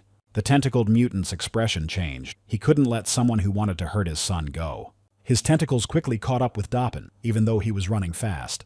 The tentacles wrapped tightly around Dapin's body like ropes and began to squeeze him. Dapin shouted to Lin, who was standing nearby, to quickly cut off the tentacles. but she did not respond to his command, and he asked Huan Lin what she was waiting for. She had no intention of helping him, and simply began to run away. Dapin shouted after her that she was stupid, and asked how she could abandon him. As she ran away, she thought that they would hardly be able to defeat the tentacled creature even together, let alone the rest of them. The only option left was to abandon Dapin and run away. Huang Lin felt something grab her leg and yank her sharply. Lin immediately fell to the ground. When the grip loosened, she got up. Her broken glasses fell off and she shouted that the bastard should go to hell. The tentacled mutant yanked her again and she fell. He began to pull her toward him. Seeing that it had grabbed his partner, Dapin said that the bitch thought she could escape on her own. Serves her right. Dapin called out to Li Chen and shouted that now they were the only ones left. Li Chen cursed and said there was no choice. But suddenly, feeling a hand on his shoulder, he turned around and saw Jiang Xiaoyun. Li Chen asked when he had managed to sneak up on them. Jiang Xiaoyun told him not to move and said he would help him get out of this alive. When Li Chen didn't rush to free him, Dapin shouted that he was a bastard and a traitor. The tentacled mutant slammed Dapin to the ground, scattering asphalt into pieces. For a second, its tentacles let go of Dapin, but then they swung back and hit his body with such force that it was blown to pieces. Seeing the death of her former partner, Huan Lin asked him to let her go. However, he slowly squeezed her until she became mincemeat in his clenched tentacles. The system reported that the third part of the task of hunting down the villains was complete. He would receive 80 reward points. The conditions for completing the task were to destroy the threat and help potential allies. After reading this, Jiang Xiaoyun asked if the potential ally was Zhang Shenjie. Then Jiang Xiaoyun looked at the stunned Li Chen and asked if he had any questions. Li Chen asked if they had come from the eastern suburbs. He confirmed this. Then Li Chen asked what he meant when he talked about eating people. Jiang Xiaoyun asked if Li Chen thought that evolutionaries became evolutionaries by accident. Alarmed by the boy's words, Li Chen said uncertainly that in order for evolution to begin, they had to eat human flesh. He remembered how a little girl told her mother that she also wanted meat. She replied that she should stop being so fussy and explained that her uncle needed strength to protect them. The woman asked Li Chen to forgive the little girl because she didn't understand yet. Giving her his tray of meat, Li Chen said it was okay. Let the little girl eat if she wanted to. Then her mother cried out in a frightened voice that she didn't need it. Realizing what kind of meat it was, Li Chen immediately felt sick at the mere thought of it. Li Chen remembered cases when people ran up screaming that the tentacled creature had returned and several people had already disappeared. He asked if they had seen it, but they replied that they hadn't, otherwise they wouldn't have survived. The woman was searching everywhere for her daughter, who had disappeared on the same day that the tentacled creature had appeared. Then Li Chen realized that the tentacled creature was not responsible for the disappearances. The meat they were being fed was the flesh of the missing people. He immediately felt nauseous. His eyes were filled with hatred at the realization of what his former leaders had done. He immediately ran to the mutilated bodies of his former leaders and could not contain his anger. Li Chen shouted that Dapin was a devilish bastard and began to beat the bodies and tear them to pieces. Sitting on the ground, he sighed heavily, feeling anger and despair at the same time. Turning to Jiang Xiaoyun and his team, Li Chen asked if they had also gained power by eating people. Captain Li indignantly asked him who he thought they were. Of course they didn't do that. Jiang Xiaoyun told him to relax because they knew more than him. There were other ways to gain strength. Throwing him a core he had taken from a zombie, Jiang Xiaoyun said that they used it. The guy explained that they were mutant cores. They could be obtained from zombies or evolvers. They were harder to find than human flesh, but they were more effective and had no side effects. Then Li Chen asked what these side effects were. Jiang Xiaoyun said that he should have already noticed them. He said that after Li Chen began his evolution, it probably became more difficult for him to control his emotions, and violence began to stimulate him. Li Chen confirmed his words. Jiang Xiaoyun said that there was no turning back, but the symptoms would not worsen if he stopped eating human flesh. Returning to the tentacled mutant, Jiang Xiaoyun said that now it was their turn and asked if Zhang Shenji could speak. He could not speak in sentences, only single words, so it came out as, "Brother Zhang, thank you for saving my son." Jiang Xiaoyun shouted, "What the hell? Did he decide to play on our emotions?" But Zhang Shenji, in a panic, began to repeat the same words. "Brother Zhang, Brother Sheng." Then the boy said that it was okay, and that Zhang Shenji should calm down because he understood everything. He said that it reminded him of Chen Chong. The speech center was damaged, but his mind and memories remained. Jiang Xiaoyun noticed that he looked terrible, and that it would not be easy to restore him to normal. Zhang Shengji replied that it was not necessary. He, place, son, relief. Then Jiang Xiaoyun asked if he understood correctly that he had grown accustomed to the place and was glad that his son was safe. The mutant replied that Brother Zhang was a man of great intellect. Jiang Xiaoyun said that this was called being smart. The young man turned to Li Chen and said that all threats had been eliminated, but he would have to take the rest of the people from the steel factory with him. Li Chen immediately refused and emphasized that he had eaten human flesh. People would be in danger if he became their leader. Then Jiang Xiaoyun asked if Captain Li would take control of the steel factory. When he agreed, Jiang Xiaoyun said he would take Li Chen with him. Taking Li Chen by the shoulder, Jiang Xiaoyun quietly said that he would keep an eye on the demon in his heart. Desperate cries for help could be heard from the outskirts of a neighboring town. The boy stopped his friend and said that there was nothing they could do to help. Running away from the mutants, the boy fell and injured himself. They were already close enough that there was no hope of rescue. The mutants' thorny vines enveloped him, but he continued to beg for help from the fleeing people. The mutants pounced on the boy. Screams could be heard from the green mist that enveloped them. After feasting on the boy, they looked at his remains and waited for the transformation. Parts of his torn body were joined together by vines and other plants. The monster came to life and groaned. She stopped and said she couldn't run anymore. The woman was breathing heavily and gasping for air. The boy ran up to her and told her to get up and run, otherwise they would tear her to pieces. Another boy from their group told them to be quiet and listen. Everyone fell silent and began to listen to the sounds around them. The boy said it sounded like the wind. They were delighted when he said that it was definitely the wind, and that it meant they were close to the edge of the jungle. Their joy was interrupted by a terrifying cawing sound, which meant they were close. The boy shouted that they had been caught and that they had to run. With no time to lose, they rushed forward. He looked back at the girl and said that they were almost there and couldn't die like this. One of the boys shouted that there was light ahead, so they were at the edge of the jungle. The girl shouted joyfully that they had made it to safety. Relaxing, she didn't notice the vine that was already descending toward her. They shouted at her to watch out. But the plant wrapped around her neck so quickly that she didn't even realize what had happened. A giant predatory plant emerged from the thicket behind the vine and lifted the girl up.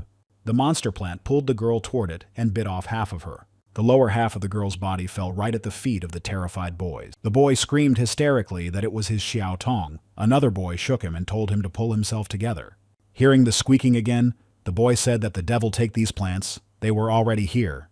He slapped his friend hard to stop him from crying and come to his senses. Then the boy shouted that Xiao Tong was gone and that he had to pull himself together if he wanted to survive. They ran out into an open area where there were no plants, and the fog did not block the light. When they reached the edge of the jungle, the monsters stopped. They looked at the new territory and roared. One of the monsters stepped on the ground and it immediately began to grow green. Then the rest of the monsters followed him, leaving behind trails of thick vegetation on the ground. A group of 4 boys managed to escape from the jungle monsters and reach another city. Stopping at the entrance, one of the boys said that he thought he recognized the place. He said that it was a suburban park near the city of M and exclaimed that they had finally made it. The boy remarked that it seemed strange that there was no one around. Another confirmed this and said that the place looked abandoned. One of them suggested that the nearby towns had probably been evacuated because of what had happened to Town S. He thought he saw something. The guy stopped and pointed in that direction to the others. Noticing a human-like silhouette, the guy asked anxiously what was there. Another shouted that it must be someone else who had survived. Some people had managed to escape earlier. He called out to the guy and asked where the evacuation point was. Jian Chi came out of his hiding place and looked at the guys who had come to the park. Seeing his appearance, the guys started screaming and running away from the park. The tentacled mutant did not chase after them, but simply looked after them. Running out of the park, the boy asked if it was chasing them. Looking back, the other replied that it didn't look like it. The boy asked what was going on. Could there really be monsters outside the jungle? His friend shouted that it was all over and that they were doomed. The other boy asked why the jungle hadn't spread beyond their city. They wanted to think about what to do next when they heard a familiar squeaking sound. They were overtaken by the plant monsters that had followed them from the jungle and had already reached the new city. Looking around, they shouted that the plants had surrounded them on all sides. In despair, the boy sank to the ground and said that they shouldn't have run away. They could have hidden in the jungle for several more months, and his Xiao Tong would still be alive. The monsters approached them, scattering green mist around them. Each of their steps left vegetation on the ground. Putting a knife to his throat, the boy shouted that he would not let himself be torn to pieces. Suddenly, the tentacle of another monster they had encountered in the park flew over his head. To the boy's great surprise, the mutant did not attack him but finished off the monster from the jungle. After protecting the boys from the monsters, it stopped between them. Looking at their stunned faces, Zhang Shenji asked what was going on. The settlements around his fortress were expanding and being built up with new buildings. Surveying the area from the tower, Jiang Xiaoyun noticed that it was very windy today. The system reported that the Beggar's Utopia task was in progress. A branch had been established at the Sigan steel factory, and he would receive 20 points for this. His rating rose to 62. He also received 80 bonus points, giving him a total of 231 points. Looking at the updated items in the system store, the guy exclaimed that there was a 3rd-level Power Awakening box. Choosing the box, he said that he had received physical overload last time and wondered what he would get this time. After buying everything in the store, the guy started opening the boxes. The first one contained an armored jeep. The dark technology box contained a potion that increased strength by 30, and in the third level box was a slave mark. The description said that you had to mark the target with the tag to make it your slave, but the tag was only for one person. The guy thought that Chen Chong and Zhang Shenji were relatively safe, so it would be better to keep it. The system announced that there was a new task. He had to eliminate the threat posed by weeds. The reward was 100 points. The boy asked in surprise what threat weeds could possibly pose. Looking at the garden they had organized near the fortress, the boy asked if he should weed the beds or something. Suddenly, the radio asked if he could hear them and reported that Xiao Shuai's father was in trouble. Someone asked if they were zombies and what was going on. The man asked if the mutant was also in Chief Zhang's group. People came out, curiously looking at the mutant who was dragging something and leading people behind him. When he approached the fortress, he immediately heard his son's voice shouting that his father had arrived. Noticing his son running towards him with his wife, Zhang Shenji exclaimed, "Son and wedding!" Shenbo asked in surprise if he had said wedding. The boy said that he probably meant wife. The mutation had damaged his speech center, so he should be considered a patient with aphasia. Without any fear, she threw herself into her husband's arms and burst into tears. Zhang Xiaoyun approached the creature Shenji had dragged over and broke off a piece. Examining it, he asked if that was it. Zhang Shenji began to explain that it was a large dish of stewed meat with vegetables. The young man asked in surprise about the meat with vegetables. The guy exclaimed that he would explain everything now. He said that they had come from the city of S. The city had been swallowed by the jungle. Many people had mutated into plants and looked like these things. Turning a piece over in his fingers, the guy said that they were mutant plants. The new guy said that it seemed dangerous in City M as well. Zhang Xiaoyun replied that they had already seen that the city's inhabitants had turned into zombies. He turned to Shenbo and reported that there was an armored jeep near the ruined wall 2 streets away from the base. He then asked him to send someone to bring it back. He told the rest to go with him to check the borders between the cities. On the outskirts of the city, rows of sprouts covering the ground were already visible. The boy shouted that these vines had grown stronger. Zhang Xiaoyun looked closely at the plants. After thinking for a few minutes, Zhang Xiaoyun said that they were going into the jungle. Then the boy shouted that it was very dangerous there, and that they had not fled from there to return. Zhang Xiaoyun replied that if they ignored it, the jungle would soon engulf the steel factory. This would disrupt everyday life and production. Looking at Jian Chi, he said that first they would deal with another problem. Jian Chi asked what problem he was talking about. Shan didn't understand his words and looked at him in surprise. He replied that they needed strength to help them deal with crises on their own. Zhang Xiaoyun asked them to bring Captain Li and his team from the steel factory. For now, they would focus on hunting. One of the mutants was enjoying the prey he had caught on the outskirts of the city. Hearing some noises, he looked back and began to peer and listen to the sounds.